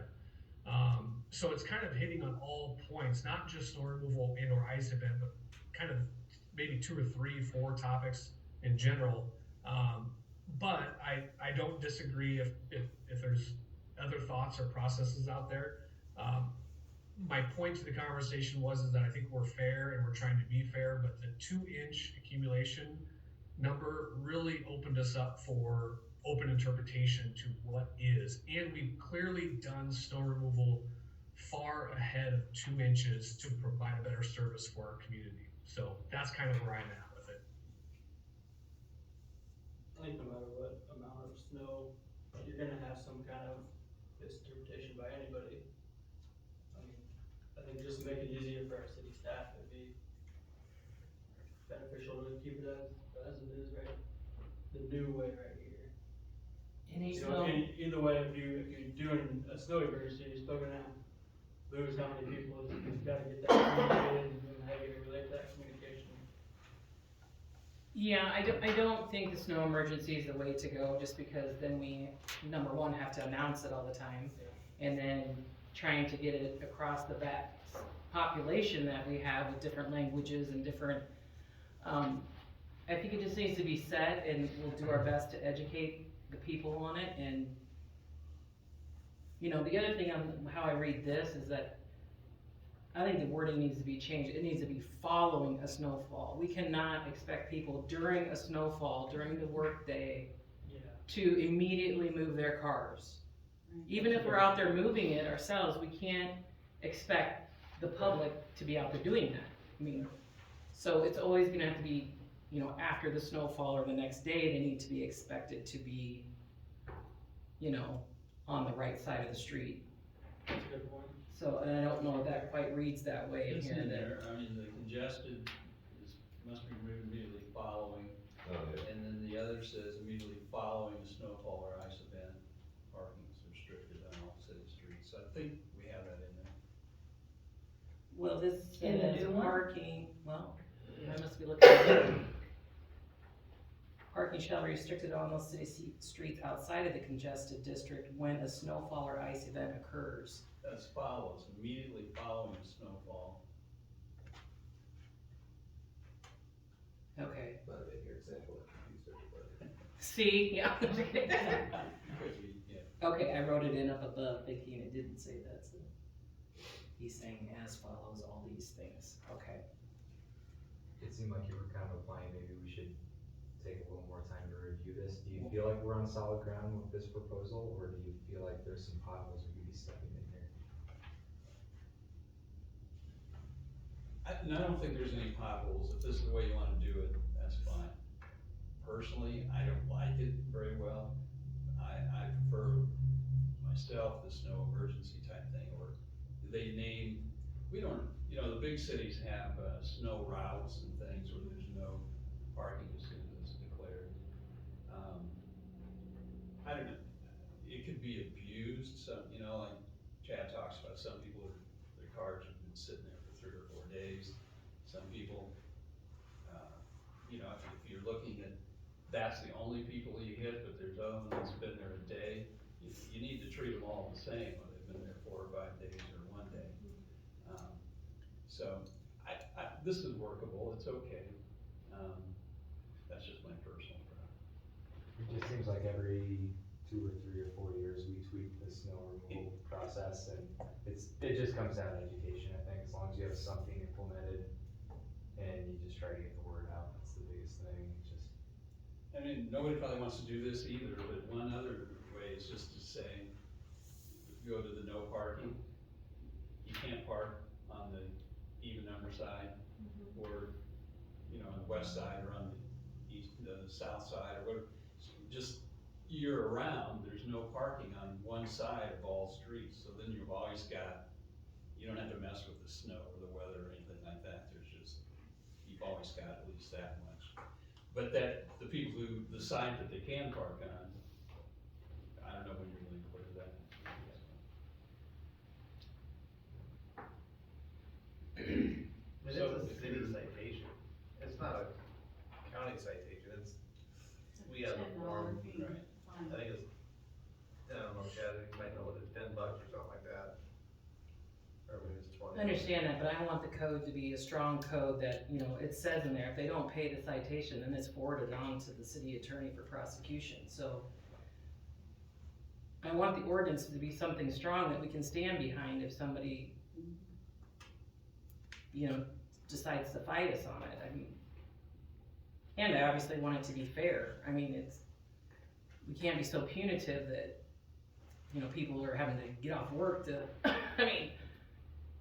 Chad, what don't you like about the one that we currently have, that The only thing. is the it only the thing I don't like anticipated is 2 inches? The interpretation of the 2 inches, because we're being more than fair with the people during the snow removal and the course thereafter, in terms of, I take pictures the day after, so 24 hours even after the snow has fallen. I haven't taken pictures prior to any of that.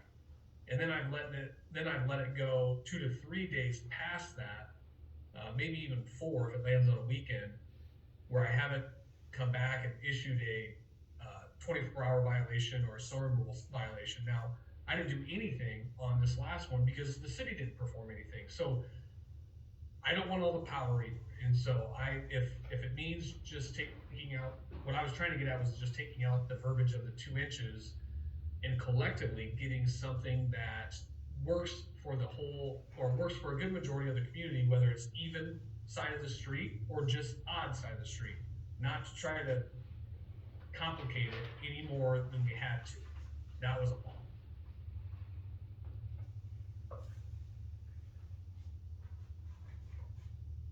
So can we not just say when a snowfall or ice event occurs?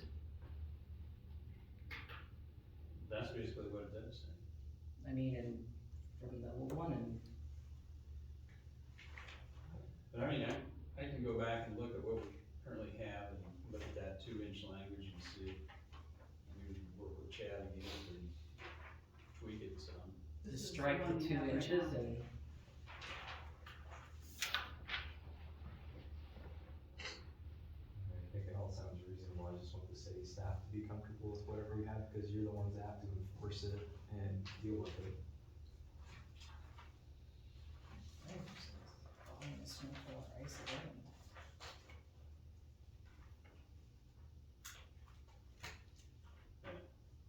I don't have a problem with what we have right now.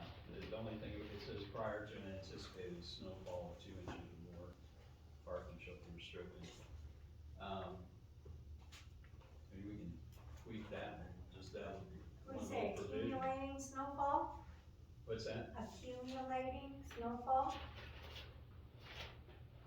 Or Something ice like that. event. You know, then that gives us wiggle room, and yet people go, oh man, it's starting to pile up, it's time to move. I don't know. Well, and I mean, I was thinking too, if we just said a snowfall, if they're moving to the right side and we don't scoop snow anyways, we're not gonna be out there giving tickets, so what difference does it make?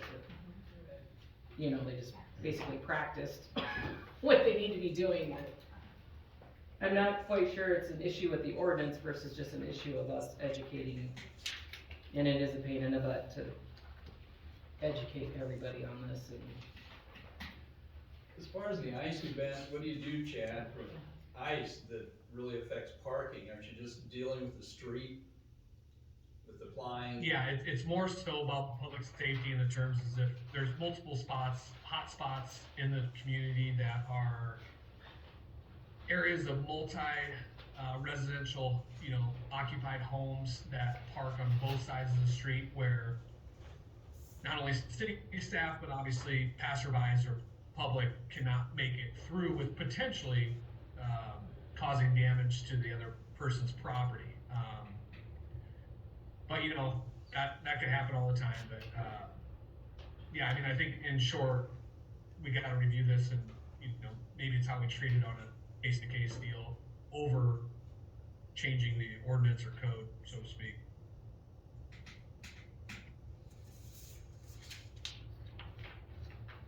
See, right now, it says, all vehicles parked within the congested district, which is downtown, must be removed immediately following a snowfall of sufficient amount to require snow removal until the street is cleared. You could put that same language into All the rest of it. all the rest of the streets. Mhm. There you have, I mean, would that work? So if you guys start clearing on Main Street, that means people in the residential better start moving their cars. So basically, you'd have the same restriction all throughout town, whether it's in the congested district or not. And so would they have to move immediately? Follow. Oh, Says It preceding. says must be removed immediately following snowfalls. Immediately following a snow, so following, so not immediately. Not during. So Not you during, have then not prior during, to a right. snowfall, following a snowfall, sufficient amount to require snow removal. Parking shall be restricted in all city streets outside of the congested districts, and then you get into your reading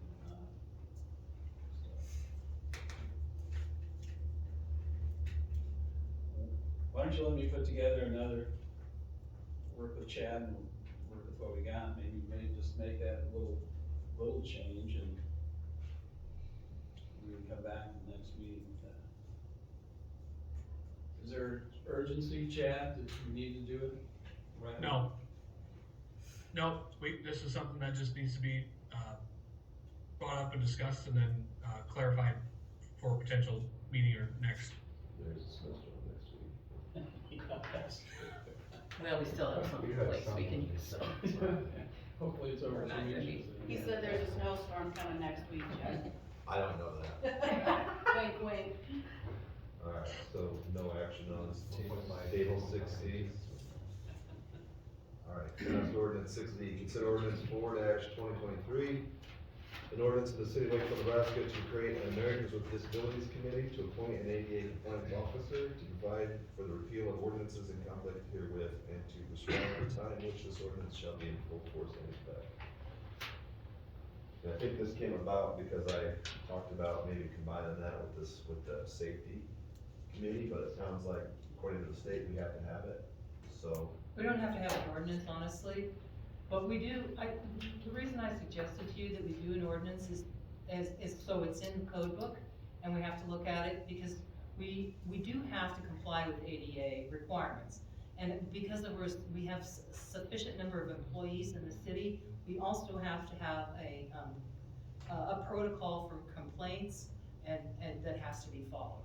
So, in order to keep this at the top of our heads, because we have a continuing obligation to provide ADA compliance, I thought, well, why don't we make it an ordinance so that we see it in the code book, you see what the duties of this committee are, you appoint the city administrator or some other person to be the compliance officer, and they have to meet at least once a year, just see, okay, do we need to update what we've done before? Are there new rules and regulations we need to implement, and that sort of thing. So that was my only reason for saying, let's do this as a formal committee.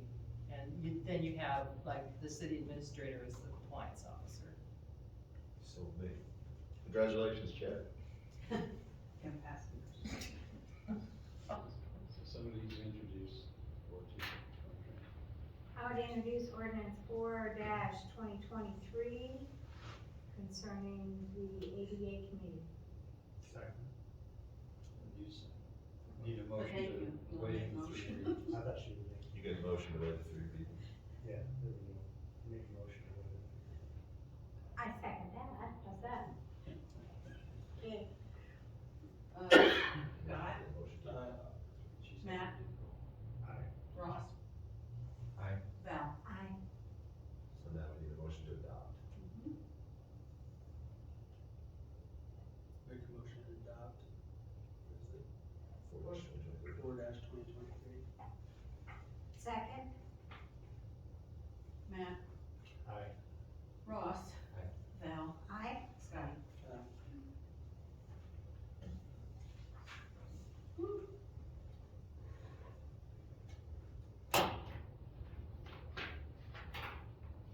Thank you. Okay, reports of council committees. 10A, monthly committee review update, police review. Any updates on that? We did meet last week, so I said it on that. I thought, what's his name? Was that? Jose is gonna be is a huge asset to the community, so I'm glad he's on your team, Tom. I Yeah. think he's gonna provide some benefits for us, so. I think, Tom told me they're gonna meet maybe every other month.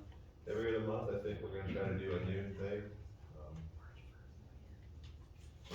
Nikki, correct? Oh, I'm sorry. We're gonna try to do a noon thing every other month on the police. Yes, report. that's what you guys have said. Be March first. First is your next meeting. Lee, write that down so I don't remember to tell you, sorry. March 1st at noon, At sidelines. back room at sidelines if it's available, so people can have lunch.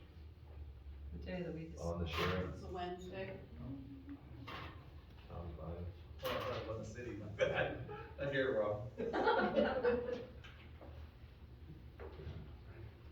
action on that, right? Okay. 11A, city administrator report. We had some things I put down, council will discuss on my little minutes from the police review board. Okay, Sorry. no, you're good. One of the things was, there's an unregistered vehicle and that needs to be tended to, and we were gonna suggest that Lee take care of that letter. I don't know if you've been informed of that. We haven't yet, this is the first Okay. time he's been in the Oh, office okay. today and Chad's So the gone, so. office will keep him on, on that, okay, that was one thing. The other thing is, we talked a little bit about, down at school, shooting to move Missioner to Main Street one way going east. And I think that needs to be brought up so that the community is aware that we're considering it for the school. It's something probably that we need to discuss rather than just act. But, you know, I don't know for sure how that would go. There still will be parking allowed on the south side, right? Didn't I get that right? South side of 8th Street? South side of, yeah, Okay. 8th Street. But not on the north like there is, not at least from Missioner to Main, that the school chunk, Yeah. school to, So there's none on the north right now, right, so, but it's. not Missioner to Main. Yeah. Cause Jim can still park in front of his house. And this would be 24 hours or just? And year round. So that's a major change. And again, I think it's gonna take us a little time. I ran Andy Hample's stop sign until Cinch yelled at me, Tyler, you gotta stop. Cause it's never there, you know, I mean, I think it's just one of those things that we're gonna have to educate, you know, if we see it, we'll stop them, tell them, you know, it's one way. And sign it properly. It's like, yeah, I mean, proper signing helps. In that discussion, I wasn't there, but, I think it's Johnson, 8th and Johnson. There's a big pine tree or spruce tree or whatever. Right as the kids cross that street there, whether it's, well, mainly going to the school. Julie Cars knows people. can't, yeah, it's, I don't know, I have a concern with that tree. You can't see. You can't see, It's a Joyce said the tree. same thing with the bus and stuff, it's hard to see. Just worried the kid's gonna get it. Jump out. And we have an ordinance on a kind of a side triangle on corners too, and might be a violation of that. It is, I think me and Chad have talked about, we do have it on our list to remove, we do wanna talk to the property owner. It is on the terrace, so it's technically really not his tree, but we obviously don't wanna just go whack it down, but yes, it's definitely outgrown its Yeah. spot and it has become a traffic hazard, but, so yes, we have that on our list to remove. Thank you. Thank you, Val, for pointing that out. Good note taker. All right, 11A, city administrator report, Chad.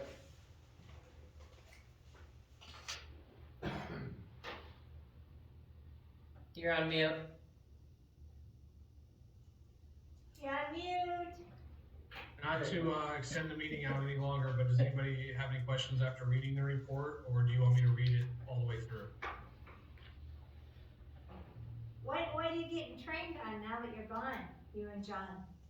What Did a whole bunch of learning on water tower classes today, so that was good, as well as infrastructure repair, so. Those are the classes today that I did. Any questions for Chad, or you want to run through it, or you good? I think there wasn't a whole lot there, was there? I mean. No, it's just kind of tasks that have been done. We are having a little bit of a common occurrence with well number 3 having some electrical issues. As of today, well 3 wasn't running, it was a failure to start. So that's been the newest thing going. We've been obtaining Amos, which is our online or FaceTime help in diagnosing that. We diagnosed the last 2 problems and have got it up and back and running again, but it seems to be a little bit of an issue going on with that pump alone. So we'll get back at that on Monday. You know, the plug drain, the infrastructure type stuff, that's gonna be an ongoing problem if it gets into those negative temperatures, just so people know, that are sitting at the council and wondering why that happens when we get to those temperatures, that heavy product tends to build up in either low-lying spots or things like that. So I do want people to be aware that, you know, obviously we have a couple situations right now where we've had some backups into people's homes, and when we don't have sub-zero temperatures for more than 3 to 5 days, we don't seem to have these issues. But when we do have these issues, because quite frankly, we have some some processes that need to be done, but we don't really have the funds to do those. And so we're gonna have to budget for those in the future. Good work on getting rid of the snow blower. Yay! Yeah. But we get. I think it was mentioned before too, I think it's important to me and to people in the community that sheriff's office, our city staff, in doing our jobs along with everybody just kind of relaying to the community that we are going to try to facilitate educating the community as much as we can for the people that just quite honestly don't know what the whereabouts are of living in this community, whether it's bill pay, what documentation you have to have, parking and snow removal procedure, just all the things, even the school. So the school has its own level, the city has its own level, but then we have the engagement between the employers, whether it's the dairies, whether it's the Michael Foods, whether it's, people at sidelines. I mean, whatever level it is, there needs to be some level of introduction to our community, and I think that's going to be important moving forward. So it's not great on the horizon in terms of what the feedback is, in terms of getting people educated, but it is a major thing for our city staff and myself to try to accomplish that along with the sheriff's department, because it's going to take everybody to do it. So Pam checked into the post office and they were willing to let the city or us have one of the bulletin boards, so that would be a good place to post some stuff. If we make it look good enough, maybe somebody will look at it, It's worth a shot. A lot of people go there for things. Yeah, it won't be one of the first 2 bulletin boards, it'll be further in, but, at least we'll have something. I think if we sign it appropriately, saying that it's City of Wakefield Yeah. News, people will I think be there's drawn to it then something. after it, Anything else for Chad? Thank you, Chad. thank you. 11B, consider updated personnel policy. Speakers, Nikki and Pam. After I first started, with the city, we started looking at updating the policies and procedures because some of the stuff had not been updated in a while. For instance, the, health insurance needed to be updated because it said that the city still paid, I think, 70% of the health insurance. And then it got bumped up to 80%. And then last year, if you remember, you voted on, meal rates for people when they leave, so that needs to be included in there. I wanted to put this on here so that you know that we are going to be asking for certain things to be updated in this policy manual, just so you know what we're doing. And this that I've included in here is strictly a draft of what we have worked on so far. Val helped me with it a little bit, Nikki has been working a lot on it. But one thing we do want you to consider, we are one of the few municipalities that have 7 paid holidays for our employees. I did a poll of the 400 and some clerks in the municipalities around the state, and we are one of the lowest for municipalities that have full-time employees.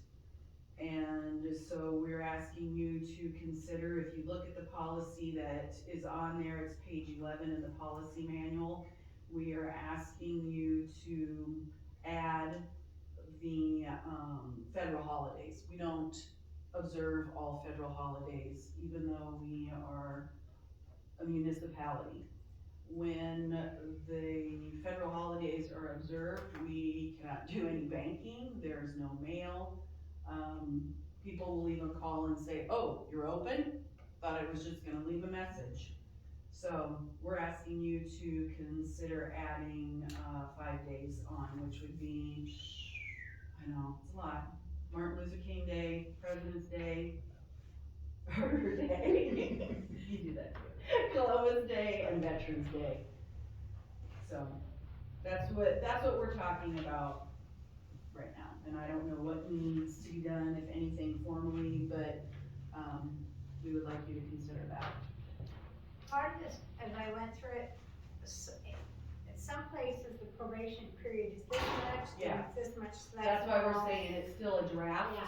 To be honest, I don't, I told Pam today I didn't know she uploaded that on there, that is like my draft of a draft, so. Oh, Yeah. okay. So I So- wanted you to just see something, and I know some of you have probably not even read through our policy manual.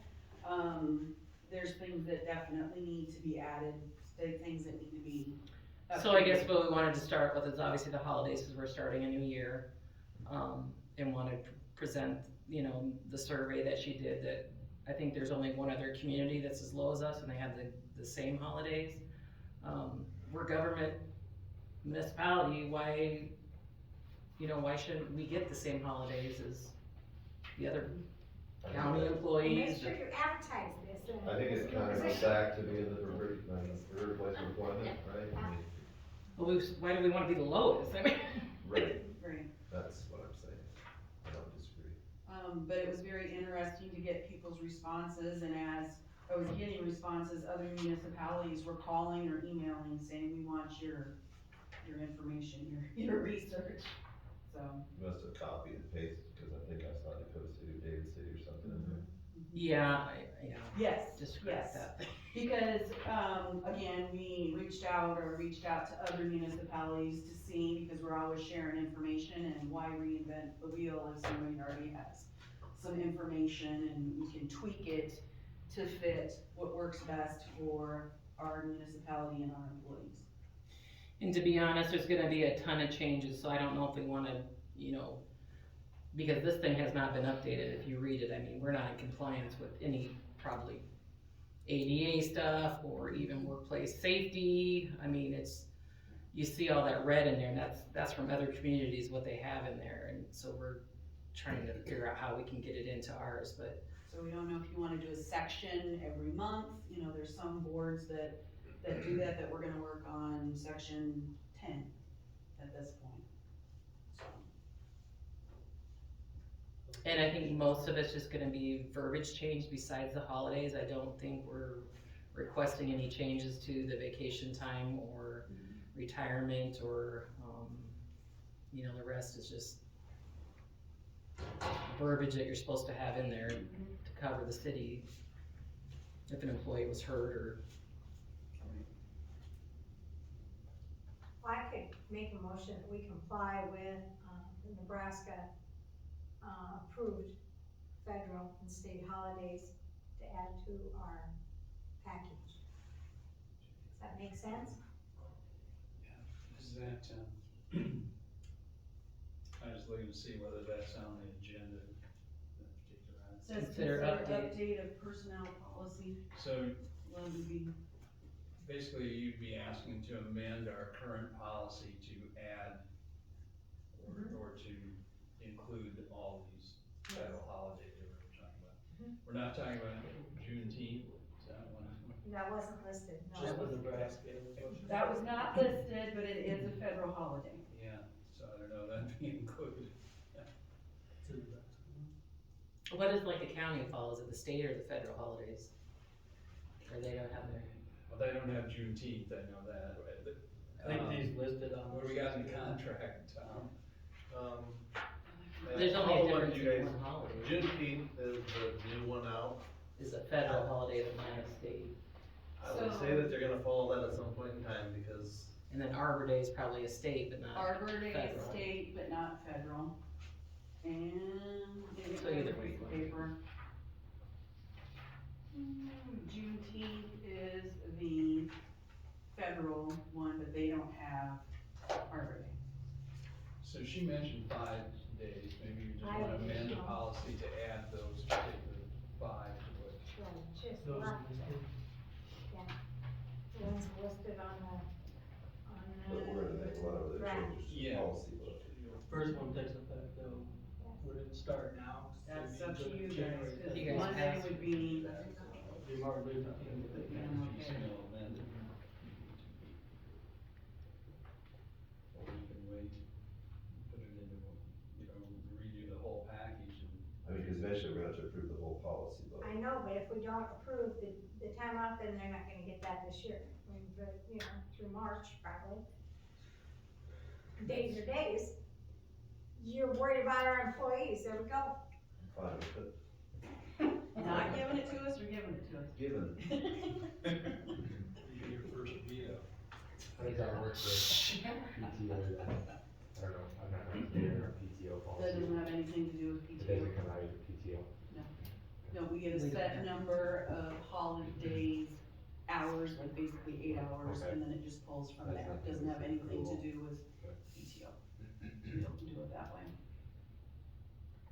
So do you wanna include Juneteenth? No. Not, you don't, okay. Not yet. So then We I don't just care go about with those 5 days that you mentioned, I think. So amend our current policy to comply with Nebraska, that's why I want the word. That's why I was gonna read To it. add To add the those 5, 5 particular days. You want me to write those out when I write out the thing?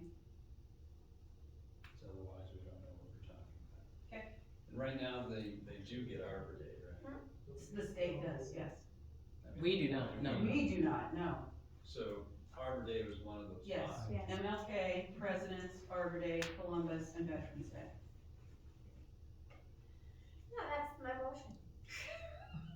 Well, thank you, Val, sorry. We have a motion and a second. Any further discussion? Please call it. Ross? Aye. Val? Aye. Scott? Matt? So that's all city employees, you just got 5 days off, Chad! Monday, it's the first one. He was sleeping, he doesn't You even know probably what like he this, did. no. He's gonna send me. Anyway. He's muted us. Would you guys like us to bring chunks of this to you, or do you want us to bring an entire thing to you? What would be, Could be visit chunks of it, that way we don't, the entire thing probably would be a little shocking. so every For month what? until we get through it, bring a chunk of sorts? Yeah. And let you- Whatever looks appropriate amount, you know? Okay. You can, whatever's written How out many should be pages is great, there right now? Well, it's really about how much we can get done and and that's fine. ourselves. It's Right, it's a lot of research. A lot of research, yeah. Nikki's doing a great job with that. Yeah, obviously, you just gotta find where it is. So is it basically everything in there that's getting changed, or is that the updating part? What'd you say, I'm sorry? The updating part, is that what's in red? Yeah, that's just like stuff we've gotten Draft. either from communities, but it's, like I said, it's not organized how it needs to be, or, and like, it says, still says David City in there, cause we pulled it from there as well, or. Ready to move. All right, new business 13A, discussion of water meter issue at 404 Walnut Street.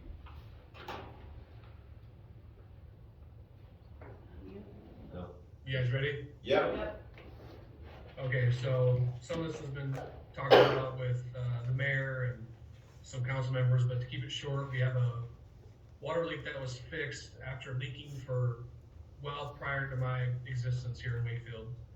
Notices were sent, emails, or not emails, but text messages and calls were made, discussions were had within the city offices between Nikki and the owner.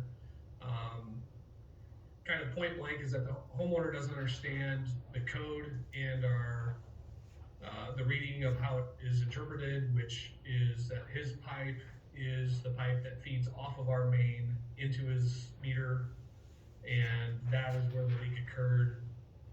There's some discrepancy on his part where he says that he hired a contractor October of 21, and that contractor could not make the repair because the city in fact said that, the city employees in fact said that they could not shut the water off, which in questioning the city employees, that in fact was not true. But long short of it is that the discussions had is that we implement the cost as we would every other homeowner in the community to pay for the repairs that were necessary, because they didn't make the repairs in the time that we asked for and that our code requires, before the city takes action to repair it themselves and bill them after the repair is made. So if there's any more detail of that, if there needs to be, please, feel free to ask questions. So the leak wasn't on our main, it was on the pipe that was running off the main.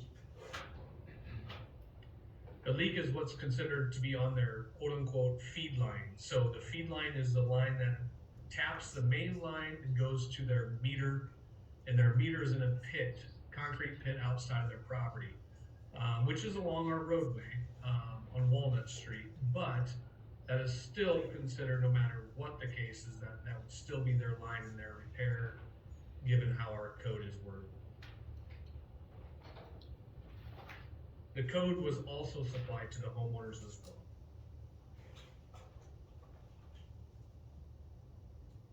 So what's the issue, Chad? What's the ask? The homeowner states that they are not going to pay for the repair because they were not given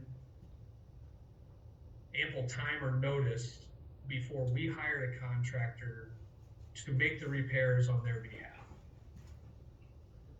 So the repair has been done, and now you wanna Correct. bill them and they're. Actually, the repair has been objecting done to and the paying. contractor The has repairs billed were done them. August 6th of 2022. The leak was prior to September of 21.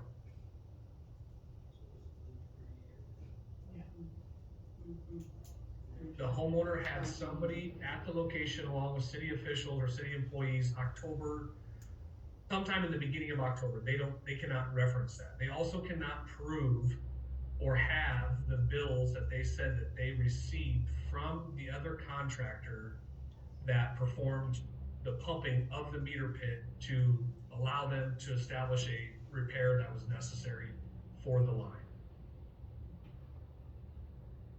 But I thought you said, Nikki, that the owner got the bill?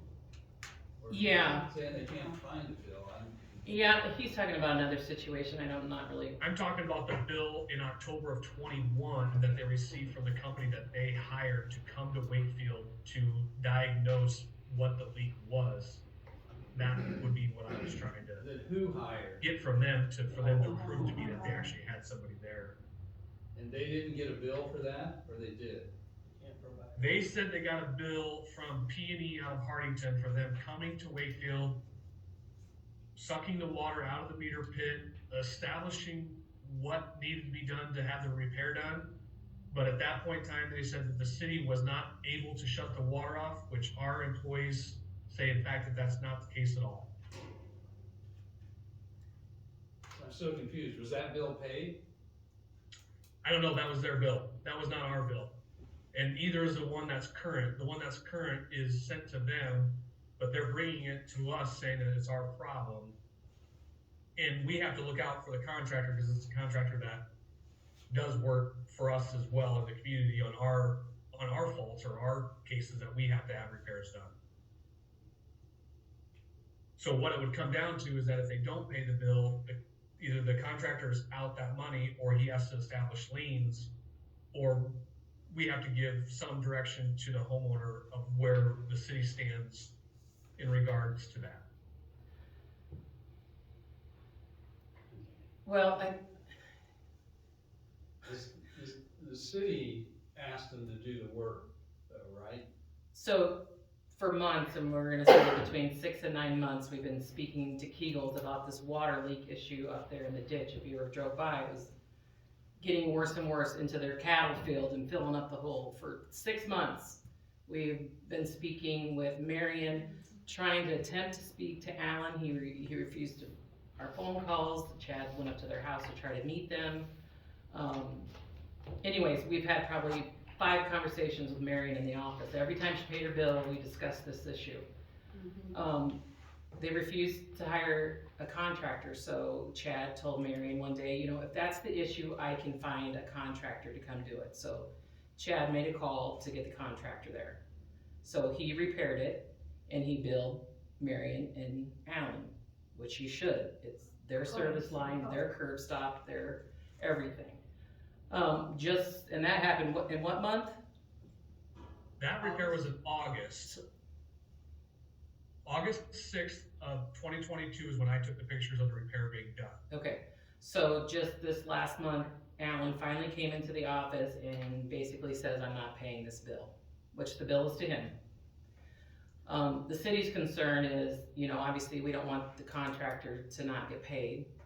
And we did somewhat initiate the contractor to come do the work. So I think our question is to the council, you know, do you want us to just pay the contractor and then we're gonna assess it to Marion and Alan like the code says that we should do? Or do we let the contractor and Alan dispute the bill? Well, I think since the city basically retained him, that we should probably pay the bill, but then it should be assessed against Kegel's because it was their responsibility. They didn't do it. That takes care of the contractor issue. And then Kegel's, if they don't pay it, you've got the remedy in the ordinance to shut off their water, basically. So. In this whole situation back in 2021, I think if Marion and Alan want to come ask the council for something, that's their obligation to do so instead of us trying to interpret what happened when Chad wasn't even here. Well, I mean, technically, the way they should do it is they should file a claim with the city. Right, I think that's upon them to make that initiation And then if it's that's in what they front wanna of do. The council to approve or disapprove the claim. Right, I mean, That'd that's be the official way to do it. 2 years It ago. sounds like they had ample time to take care of it, and then. Yeah, I think the code requires like probably in 30 days, we're talking 6 months, this has been was leaking. It's probably saving the money by fixing it. We explained that to them, I mean, just it's gonna cost you less for the contractor than what you're paying in water bills and sewer bills and. And through this process, they were made aware that it's their line to fix. Yes, we gave them a copy of the They knew code everything that was Yes. going on and. with they knew that Marion. They would be With responsible for Marion, paying you for the gotta keep that in contractor. mind. Okay. Marion. We provided the code, we drew pictures, Do we have an idea percentage wise what the variation was in their water bill from before it was leaking to while it was leaking? hundreds of dollars. Okay. I can't tell you. I think their water bill this last month was 35,000 gallons and it was at 100 and possibly 50,000 gallons a month.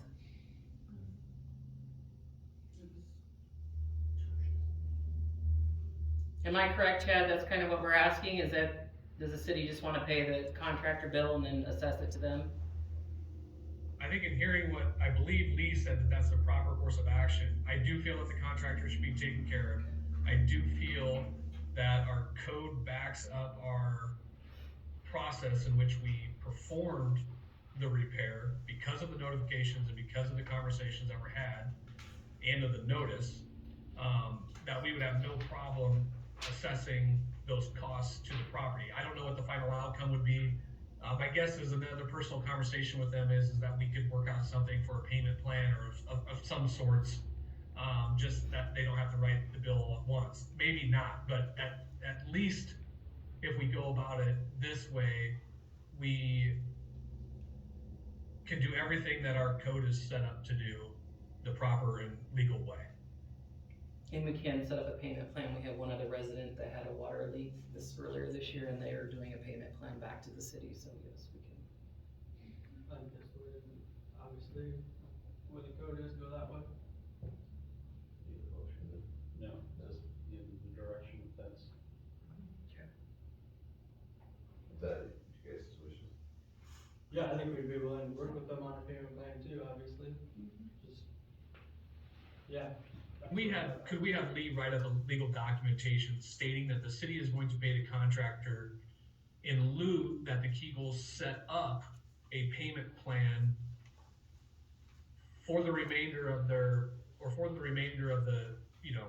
bill until it's paid in full? I think I would feel more comfortable with that, but maybe that's not something that we have to do. Maybe we just enforce that on them, but, I had to draw Alan a picture of how the code worked in terms of whose responsibility is what.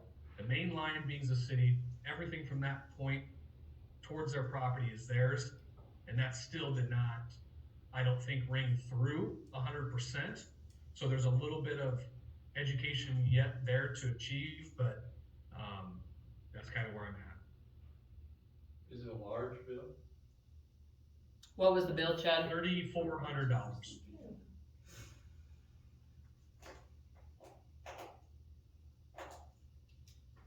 I don't think you wanna make offer him an agreement that we'll pay the bill if he reimburses. But we could tell him that the bill will be paid and he will reimburse. I mean, you can send him a notice to that fact. We pay the bill, we assess the cost to him, whatever payment arrangements he wants to make, the city's willing to. To consider, yeah. I think that's all we can do. Okay. Send it by certified mail, that way we know for sure to get it. Don't waste your $8. Okay, Tell me. want me to just hand it to her? Talk to him. He won't pick up your mail. No, she's next door every day. Yeah, Chad will speak with him about. That's his job. Agenda item 14, consideration of claims on file. Need a motion to pay. Claims. I move we pay the claims. Is there a second? Scott? Aye. Matt? Aye. Ross? Val? Yes. I really like that format. Thank you. Yeah, it was so much easier, you know. Thank you, because it's so much easier for me, because that's an actual report on Power Manager. Oh, yay. A lot of the things that you see on Excel are things that can be done in Power Manager, but they have been done, made different. So if there's anything we ever want to Change over, change over, just let change me over know. whatever's easiest to do. Need a motion to adjourn? Motion to adjourn.